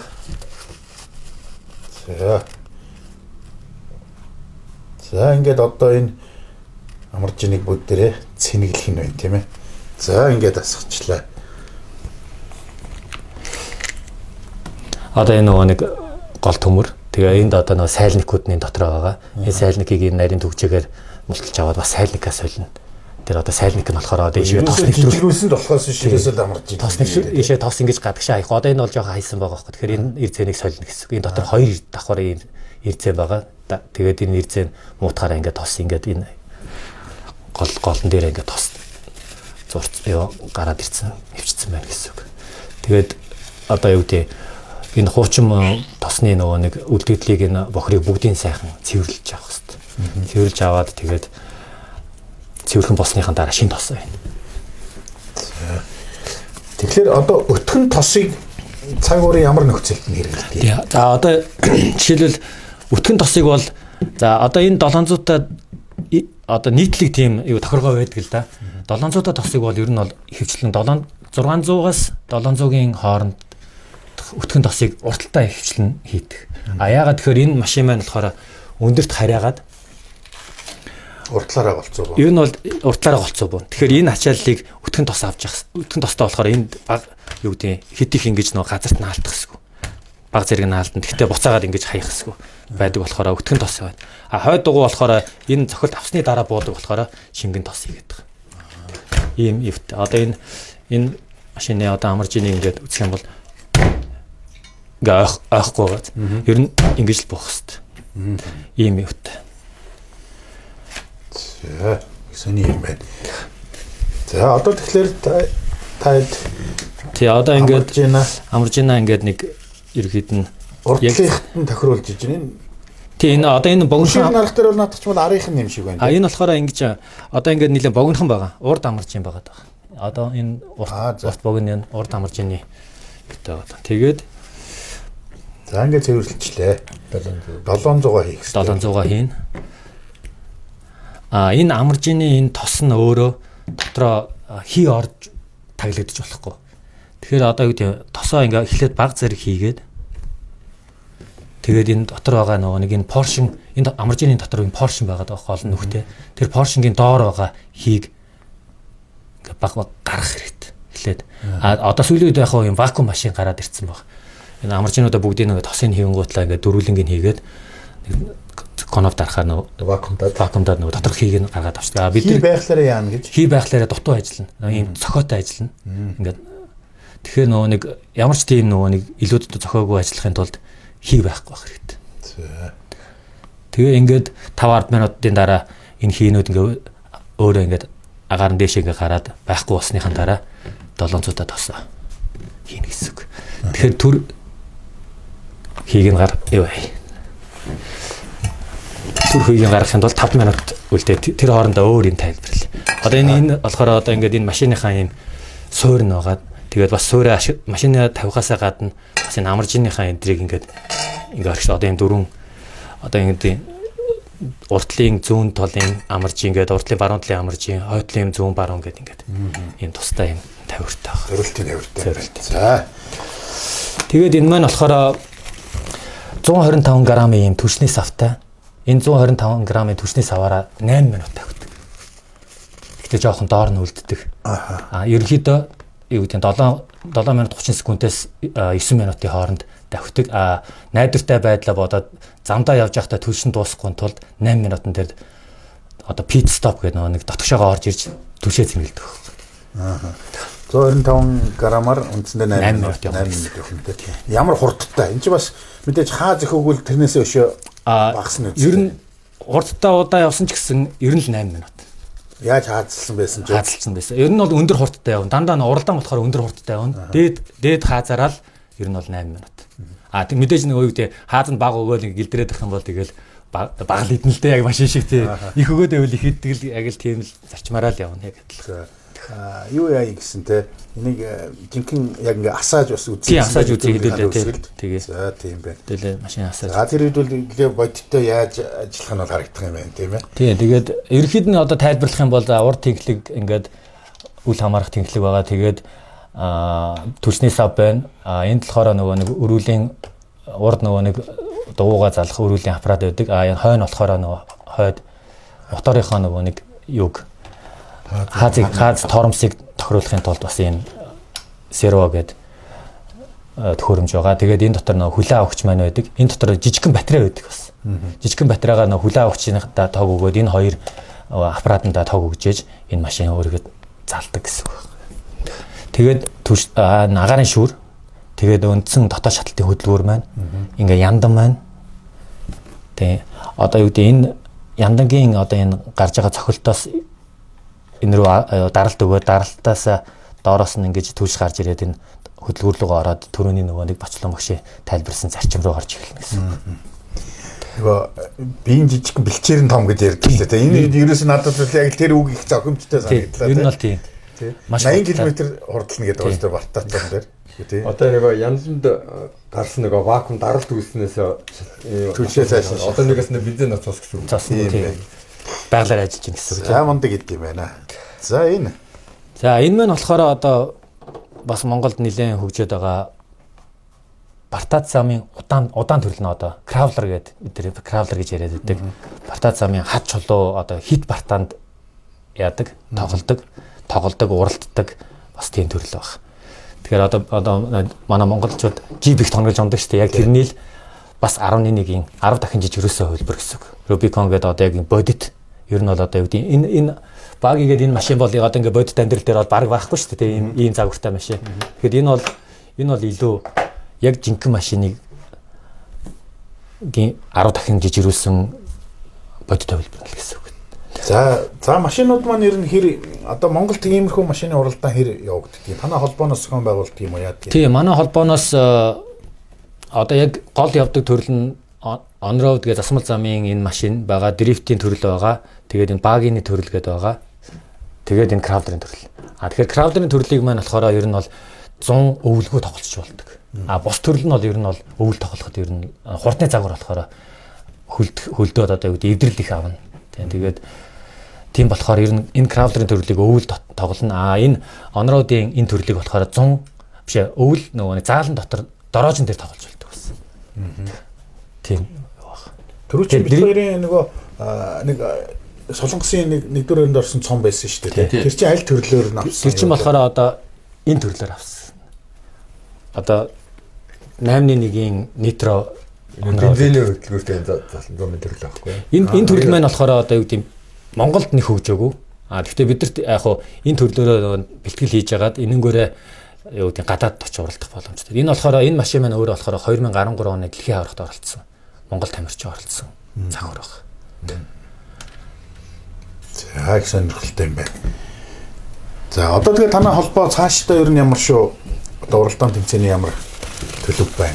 Тий, бид нар одоо ойрын хугацаанд болохоор энэ засмал замын энэ хурдны загварынхаа уралдааныг зохион байгуулна. Дрифтийн тэмцээнийг бас зохион байгуулна. Тэгээд бидэрт зам талбай олдох юм бол энэ төрлөө бас зохион байгуулдаг. Манай энэ төрөл бол ерөөсөө зам талбай хаанч голохгүй. Уул хатанд очиод шууд зохиоч болдог. Тийм шавар мастай газар. Энэ төрөл маань ерөөсөө зам хамаагүй голдгоо. Энэ төрөл маань болохоор заавал ийм харилцтай тийм шорон гадаргуутай, шаварлаг гадаргуутай тийм зам дээр явдаг төрөл болохоор энэ маань зам нь бол ер нь бол байхгүй байгаа. Бид гэхдээ яг хуу 16 онд энэний том зам нээж ирсэн. Тэгээд тэр замаа хийгээд тэрэн дээрээ нэлээд олон тэмцээн зохион байгуулад тэн дээрээ аваргуудаа шалгаруулдаг байсан. Одоо тэр зам маань байхгүй болсон. Тийм. Тэгэхээр яг энэ төрлөө бол энэ жилдээ зам байхгүй юм чи орхиод бид энэ төрлөө голчлох гэдэг. Дрифт гэдэг бол угаасаа байнга явж байдаг төрөл байна. Энэ болохоор юу гэдэг 100 бол гадаа асфальтан дээр гараад дрифтэл чинь өвөл болохоор ямар нэг том үйлсгэний газрын энэ платан шалан дээр зохиочдөг төрөл байна. Бас их зам голохгүй л дээ бас. Дотор гадаа хамаагүй тоглолцдог. Энэ чинь тамирчин гэх юм уу, нисгэгч гэх юм уу, жолооч гэх юм одоо энэ чинь тоглуулж байгаа нь юуд нэрлэх юм? Одоо нисгэгч гэдэг тэгэл тамирчин ч гэдэг тэгэл жолооч гэдэг ер нь аль нарийн л явдаг тийм. За манайд бол одоо яг ийм одоо загвараар уралддаг ийм тамирчид залуучууд хэр байна? Маш их сонирхож ирдэг. Тэгээд хобби маань энэ төрлийн хобби өөрөө жоохон зардал өндөртэй. Тэгээд хүүхдээ байхдаа аав ээжийн дэмжлэгээр их сонирхсан залуучууд маань болохоор энийг одоо юу гэдэг 10 жилийнхаа сургууль, их сургуулийнхаа үед нэлээд сонирхож байгаад энэнгээрээ нэлээд мэрэгсэж байгаад тэгээд өөрсдөө төгсөө явахаар нөө яалчгүй нөө бодит машин руу ордог. Бодит машин руу орохоор яг энд хэрэгжижсэн нөгөө нэг дадлага туршлагаараа бодит машины дрифтийн тэмцээн ч юм уу бодит машин шаврын тэмцээнд орохоор бүр илүү нөгөө нэг мэдлэгтэй одоо юу гэдэг төрүүлж шалхаад яваад байдаг. Сайн одоо юу гэдэг тохиргоогоо сайн мэддэг ч гэдэм үү те. Тиймэрхүү юм дээрээ илүү тэр залуучууд маань амжилттай оролцоод байдаг. Үндсэндээ энэ дээр бол одоо онлын хувьд ч юм уу те баг ойлголт автсан байна тийм ээ. Тэгээд жинхэнэ бодит загвар дээрээ бол илүү байх хэрэгтэй. Илүү байдаг тийм. Энэ бодит загварлаа бол ерөөсөө адилхан тохиргоотой байдаг болохоор шууд тэр хүмүүс чинь энэ дээрээ сонсцоо. Тэгээд жинхэнэ машин дээр болохоор яг энэнийхээ суур мэдлэгэн дээрээ нөгөөдгөө зохицуулж шүү дээ. Тэгээд зохицуулж чаар чи ерөөсөө яг л адилхан явна. Нэг онцлог нь болохоор бодит машин дээр тэр хүн өөрөө жолоод иж явна. Дотор нь сууж явна. Энэ бол гаднаас харж байгаа өдөрт нь тийм хоёр ялгаад байна.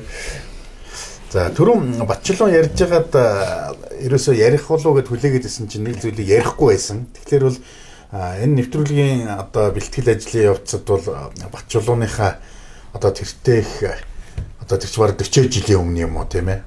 Манай Сансрын хоёр баатартай ахуулсан нэгэн зургийг хүн надад харуулж исэн.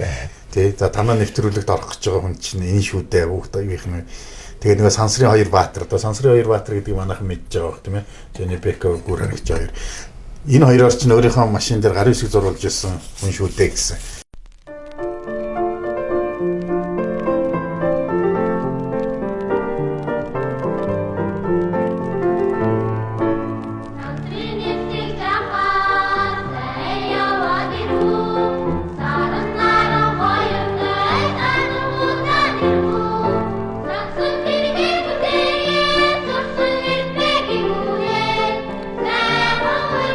Тий, одоо 1981 онд одоо миний энэ загварын яг өмнөх загвар л та.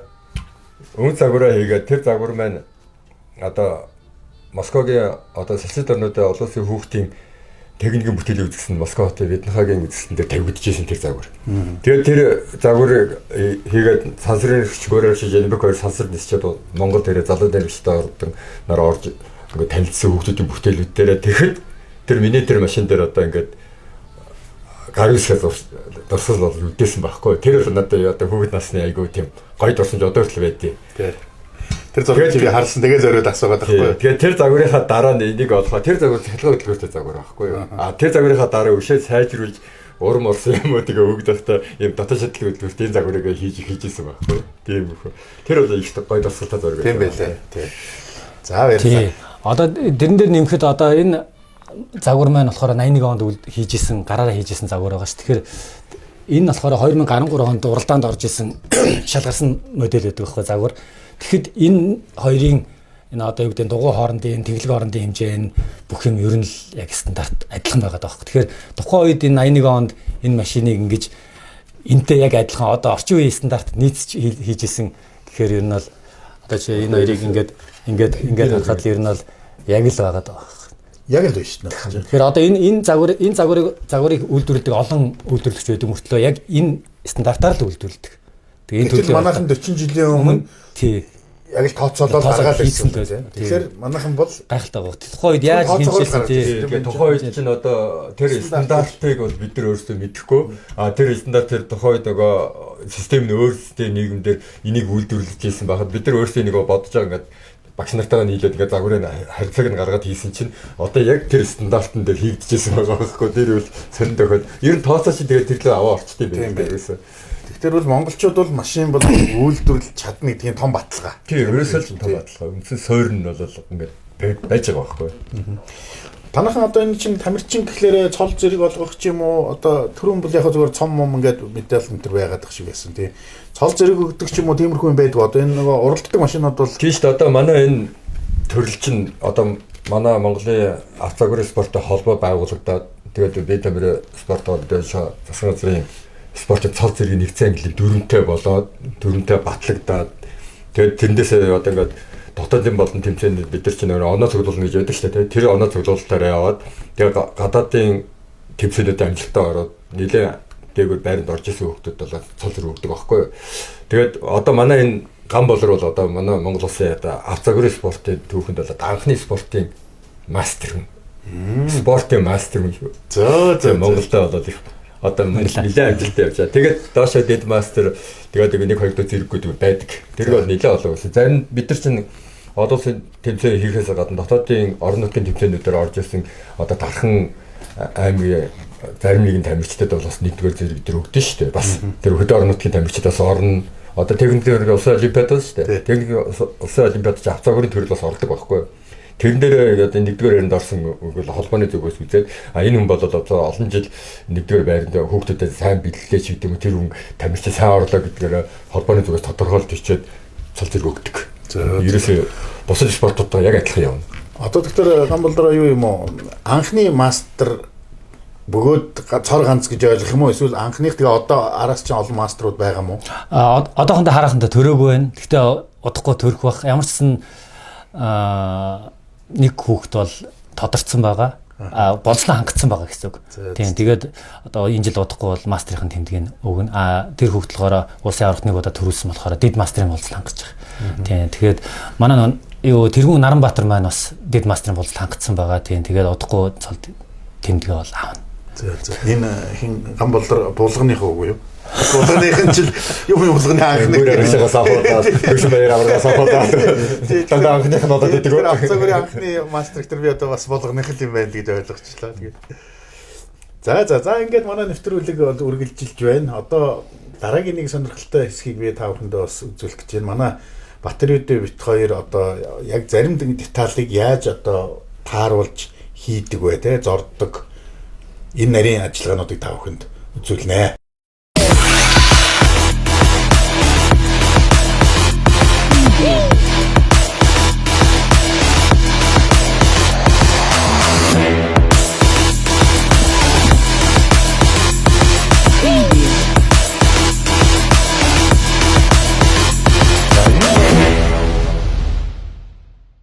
За нэвтрүүлэг дараагийнхаа хэсгээр үргэлжилж байна. Одоо Батэридүү бит хоёр та бүхэнд бас энэ нэг ажил эхэлсэн байгаа юм байна тий. Энэ машиныхаа одоо обуудыг зорж харуулах гэж байна уу? Тий. Обуудаа доторх шарыг суух гэдэг мэдрэлхийг нь жоохон суулгахын тулд жоохон хэлхийг зорох хэрэгтэй очиж байна. За тэгээд нөгөө бол нөгөө тохируулахгүй болохгүй учраас. За тэгвэл үзэгчдэд зорж харуулъя тийм ээ. Тэгээд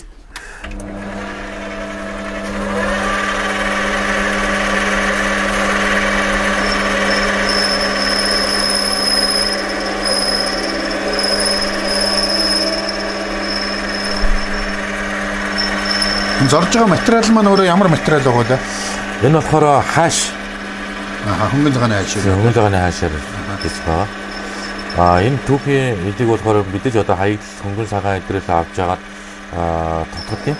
Тэгээд тутагдлаасаа гарсан төмөрийн турбанаар одоо ингээд түүхийн материал гаргаж аваад тэгээд обууд хийж болно гэж байна.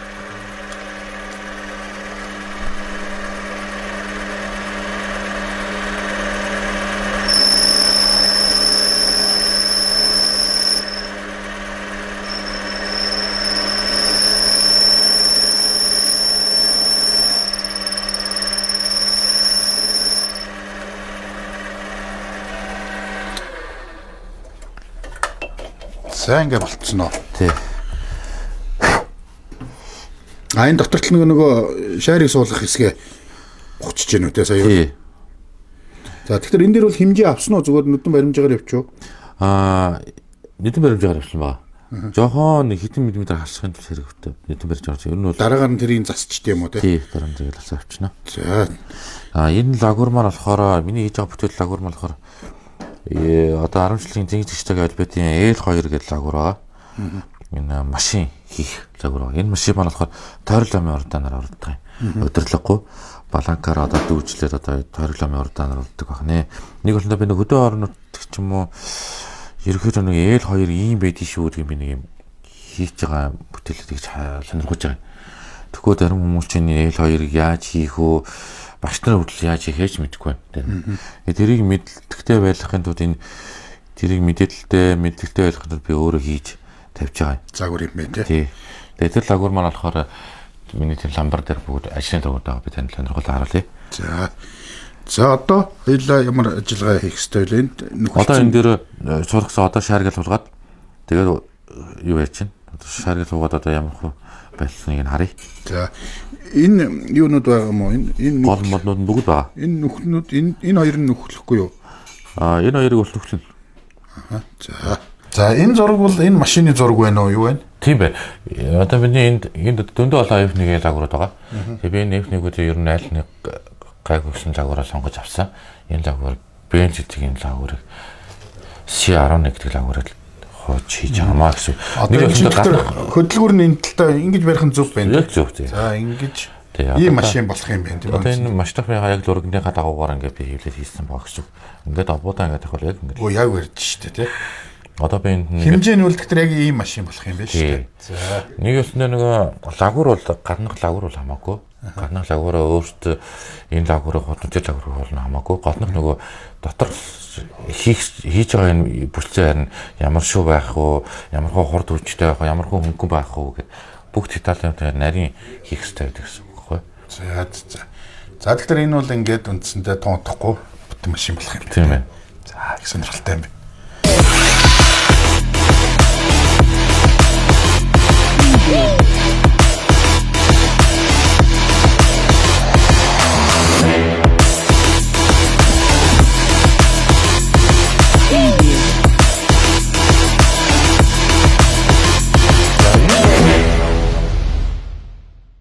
Манай нэвтрүүлэг үргэлжилж байна. Энэ хүртэл бидэнтэй цуг байгаа үзэгч та бүхэнд их баярлалаа. За одоо Батэридүү бит хоёрын нэвтрүүлгийнхаа нэлээд оргил хэсгийг харуулна тийм ээ. Одоо жинхэнэ машины мотор сонсгоно тийм ээ үзэгчтэй. Тийм. За энэ ямар маркийн машин блэ? Энэ дээр одоо асаахын өмнө ямар үйлдэл хийх вэ? Энэ болохоор цохон томны онроод бензин үүдтэй дотоод шалгын үүдтэй бензин машин байгаа гэсэн. Мөшөө хоёр аргатай. Киошогийн оператив машин байна. Хоёр арга нэг жан банк мэж. Өшөө хоёр гэдэг чинь ухрна гэсэн үг байна. Өшөө нэг хоёр дээр Аюулгүй картай гэсэн. Одоо нэг 40 цагаан удаа гойдурант нь дараагийн араанд нар авчиж 60 хүмүүс байхгүй. Тэгээд тусгай төрөлх түвшин маань юм бидний ярьсан түвшин. Нэг түвшин гэж надад чинь юм дээ. Тэгээд санахож өнөртөж өчөөч та нэг өнөртөж мэддэхгүй шүү дээ. Айгу спирт төрх өнөр байна тий. За энэ түвшин болохоор ингээд банк руу байна. За энэ нэг юм одоо юу харагдаж байна. Нэг юм жоохон баг зэрэг юу байна? Тосрохоо юм шингэн байт юм ээ. Үндсэндээ тэр чигээрээ спирт өнөрч чинь тий. Тийм байна. За одоо ингээд банка ингээд дүүрхлээ тийм. 125 грамм билүү чи. Энэ болохоор 80 грамм жижигхэн. Жижигхэн. Хинжээ хэмжээс шалтгаална. Энэ нэг 11-ийн жижиг машин болохоор баг грамм машин. Нөгөөх нь том байсан болохоор 125. За түлхээ. Сайхан тул тусдаа юм ачивч алагчтай. Сэвчийг хаалаа. Тий. Энэ өөр ингээ батарей шиг байхгүй. За. За тэгэхээр энийг яаж шилтээ? За энийг болохоор энэ сэвчээ маань энэ одооны голд байдаг. За тийм. Халааж байгаа юм учиртай. Халаат нь сэвчээгээ улаалцах юм шиг. Тэгжээж энэ нөгөө түвш хоёр хооронд мэдээ. Ерөнхий зарчим нь болохоор одоо дотоод цэцлэлтийн энэ сэвчээ маань болохоор тэгэхээр механикаар халаана. Халаагаад тэгээд түвшээд тислээд нөгөө камерт нөгөө шатгуул явагдана. Доошогоо буцаагаад юугаа түвшээ сорж ирэхэд нөгөө ийм юм халуун барьт гэж шатсан юм байж байна. Хурж амжаагүй байхад нь дараагийнх нь түвш нь очиж наалдаж гисэрнэ гэсэн. За одоо халааж үзүүлэх үү. Хэр удаан халаа дээ? Шууд. Одоо энэ маань яг одоо генератор асааж байгаа тайлхан. За. Honda мотор асаадаг гэдэг нь ер нь тийм.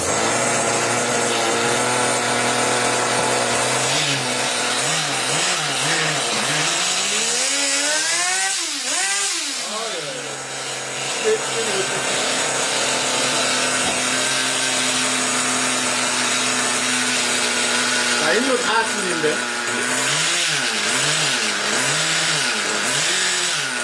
Энэ нь утаа гарч ирсэн юм байна.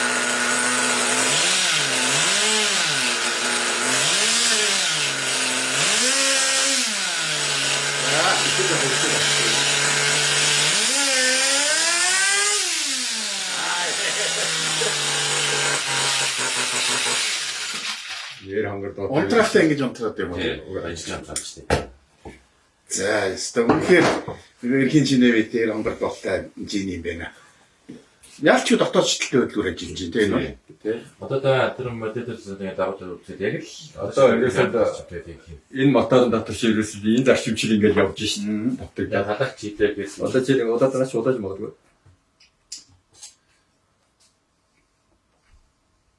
Энэ яа. Анатаа хийгээд асууж чинь явна. Одоо нөгөө эрдэм машин чинь нөгөө сэвчэн дээр ингээд хэсэг болгодоор ингээд оч үсрээд байгаа шүү дээ. Энэ болохоор нэг ос үсэрчээд хөрж амжаагүй байхад нь дараагийн хэсэгт нэлээд байгаа байхгүй. Тэгээд чи банк асуултаа байгаа гэсэн. Сэвчээг нь би гаргаад үзүүлж. Тэр гаргаад ирчихлээ. Одоо энэ жижиг сэвчээ. Ийм жижиг сэвчээ. Хөрх юм биш үү? За энэ бол сэвчээ гэж шүү. Ялч бол сэвчээ байна да тий. Хэмжээ жижиг хэлхээс ш. За бид энэ халагчинд яаж уусах юм бэ харуулъя. Болооч. Шууд гэлээ камер тавиул. Тий. За энийг камер тавиулчих. За ингээд нэг дараа л улаасч байгаа юм шүү дээ тийм байх. Тэгээд энэ улаасцсан халуун дээр дараагийн шууд түлш гэж орж ирээд тасралтгүй тэсэлт яваад байгаа юм шүү дээ тийм байх. За яг зүгээр бодит том машины хул нөгөө шахагт болгон дээр сэвчэнээс очиад байгаа. Тэр болгонд шахагт болгон дээр асаад унтраад байна гэсэн үг. Энэ болохоор нэг асчууд банк асуултаа яваад байна гэсэн үг. За их сонирхолтой юм байна. Бас нэг тийм утаа мотоо өнөртөж чинь тий. Нагаар өнөртөж. За стаасах юм байна. За ингээд үндсэндээ манай нэвтрүүлэг өндөрлөж байна. Тэгэхээр бол бид бүхэнтэй энэ урт цагийг өнгөрөөсөн та бүхэндээ баярлалаа. Хобби нэвтрүүлэг дараагийнхаа дугаараар бол одоо ингээд бодит машиныг та бүхэнд үзүүлнэ. Тийм учраас бол манай хобби нэвтрүүлгийн дугаарууд бол цааш улам сонирхолтой болно гэж үзэж байна. Мөн нэвтрүүлгийн доор гарч байгаа утсаар та бүхэн бидэнтэй холбогдоорой. Бидний бас өмнөх дугааруудаар үзүүлээгүй одоо тийм сонин содон автын хобби байх юм бол бид бүхэнд бас холбож өгөөрэй. Тэгэх юм бол тэр сонин содон хоббинуудыг бид нар одоо бас үзэгч та бүхэндээ үзүүлэхдээ их таатай байх болно. За ингээд нэвтрүүлэг маань өндөрлөж байгаа учраас үзэгчтэй хандаа та бүхнийг үг хэлнэ үү гэж урьж байна. Хин хэд үгээс За манай хобби тэмдэглэгээ юу гэж ингээд таны ухсарсан дагаврыг машины мэдүүд тавьж машины тийм манай хобби тэмдэглэгээ юу гэж таны бэлэг болгоод за их баярлалаа. дурсгал болж шүү. За тийм. өөрөө ажлаа шинэ нэг юм Тий. Манай хобби дугаарт орсон одоо жин 5 дахь 6 дахь болж болж байна уу? Одоо нэвтрүүлгийн зочид маань өөрсдийнхээ тэр цуглуулга хийж байгаа хоббиносоо манай телевизэд одоо бэлгэлдэг. Тийм ээ. Тэгэхээр одоо манайх чи ингээд 5 6 дахь энэ дурсгалын зүйлтэй болж байна. Тэгэхээр бол одоо жилийн дараа манай телевизийн хобби нэвтрүүлгийн булан гэдэг одоо маш баялаг юм үзмэртэй үзэсгэлэн гарна. Тэгэхээр энэ үзэсгэлэн энэ болон дотор танаа энэ бэлгэлсэн энэ загвар хүндтэй байр эзлэх болно. За байлаа. Та үзэгч та бүхэндээ уриалаад хэлэхэд бол техникийн боловсрал олгох хобби. Тэгээд энэ одоо та бүхэн хүүхдүүдэд энэ загвараас эхлүүлээд одоо энэ хурдны загвар хүртэл хоббинд сургаад багаас нь шаттайгаар сургаад явуулах боломжтой. Тэгэхээр эцэг та бүхнийг урьж байна хобби центрийн үе даалга үргэлж нээлттэй байх болно. За тэгээд энэ нэвтрүүлэлд орсон нэг далиндуулаад болоод одоо нийт хөдөө орон нутгийн одоо техник загварыг хөгжүүлж байгаа, явж байгаа, тэрний төлөө сэтгэл зүрэхээ зориулж байгаа багш нартаа бас их амжилт хүсье. Энэ хүүхдүүдийнхээ төлөө бид бүгдээрээ адилхан загварыг зохион бүтээж ирээдүйн инженерүүдийг бэлтгэхийн тулд бид бүгдийн энэ хөдөлмөр бол маш их гэгээлэг хөдөлмөр юм байгаа. Монгол улсын эдийн засаг болон бусад улсын хөгжилд бол маш их сайхан нөлөөлдөг. Тийм учраас манай энэ хөдөө орон нутг болон техник загварын спорт дугуйлангуудтай холбоотой бүх хүмүүстээ одоо их амжилтыг хүсье. Тэр дундаа одоо манай залуу найрагчтай ордонд байсан миний багш байсан Хэмэт багштай бас баяр хүргээд баярлалаа гэж хэлээ. Энэ Хэмэт багшийн хүчинд бид бол 75 оноос болж явсан. Одоо хүртэл энэгээрээ явж байна. Намайг бол энэгээр үндсэндээ бол цэвэр одоо өвчлүүлсэн гэж хэлэхэд хаашаа яг мэрэгжлийн төвшөнд үргэсэнд багштай баярлалаа. Нийт Монгол улсынхаа техник хөдөлмөрийн багш нар болон загварын спортынхантай бүгдэнд нь баярлалаа, баяр хүргье. Та нар одоо ирээдүйн хүүхдүүд сургууль мужигч чинь их амжилтыг хүсье өрөөё. Тэгээд манай хобби центр дээр бол та нар зөвлөгөө авах болон бусад тусламж ирэхэд бол манай хаалга бол байнгын нээлттэй байдаг. Угаасаа зарим багш нар бүгд мэдчихэж байгаа хаа. Ийм байна да. Танай нэвтрүүлгийн хамт олонд бас их баярлалаа. Манайд ирж ингэж нэвтрүүлэг хийж бидэнтэй ярилцаж илэн далангүй ярьж бидний дотоод сэтгэл болон биднээс хийж яваа ажлыг бол нийт улсын хэмжээнд бол их гоё ойлгож өгсөнд та бүхэндээ бас их баярлалаа. Танайд ирж хамт олонд маш их амжилт хүсье. Уран бүтээлд чи өндөр амжилт хүсье. За баярлалаа. Би өнөөдөр бол зүгээр нэг ийм жижигхэн ийм загварын одоо юм төв гэсэн ойлголттой баг орж ирсэн. Нуугаад яах вэ тийм ээ. Гэтэл өнөөдөр энэ өндөр төвшөнд хүрсэн энэ техникийг манай Монгол хүүхдүүд, Монгол багш нар одоогоос 40 бараг 50 жилийн өмнө хийж ийсэн тийм ээ. Тэрний одоо бодит төлөөлөл миний найзууд сууж байна. Монгол улсад машин үйлдвэрлэл хөгжих бүрэн боломжтой гэдгийг өнөөдрийн ярианаас би бол ойлгож авсандаа их баяртай байна. Тэгээ та бүхний ч гэсэн ажил үйлсэд өндөр амжилт хүсье. Нэвтрүүлгийн туршид бидэнтэй байсан үзэгч та бүхэндээ маш их баярлалаа. Автоби нэвтрүүлгийн удаагийн дугаар үгээр өндөрлж байна. Дараагийн дугаараар дахин уулзтлаа. Түр баяртай үзэгчтэй.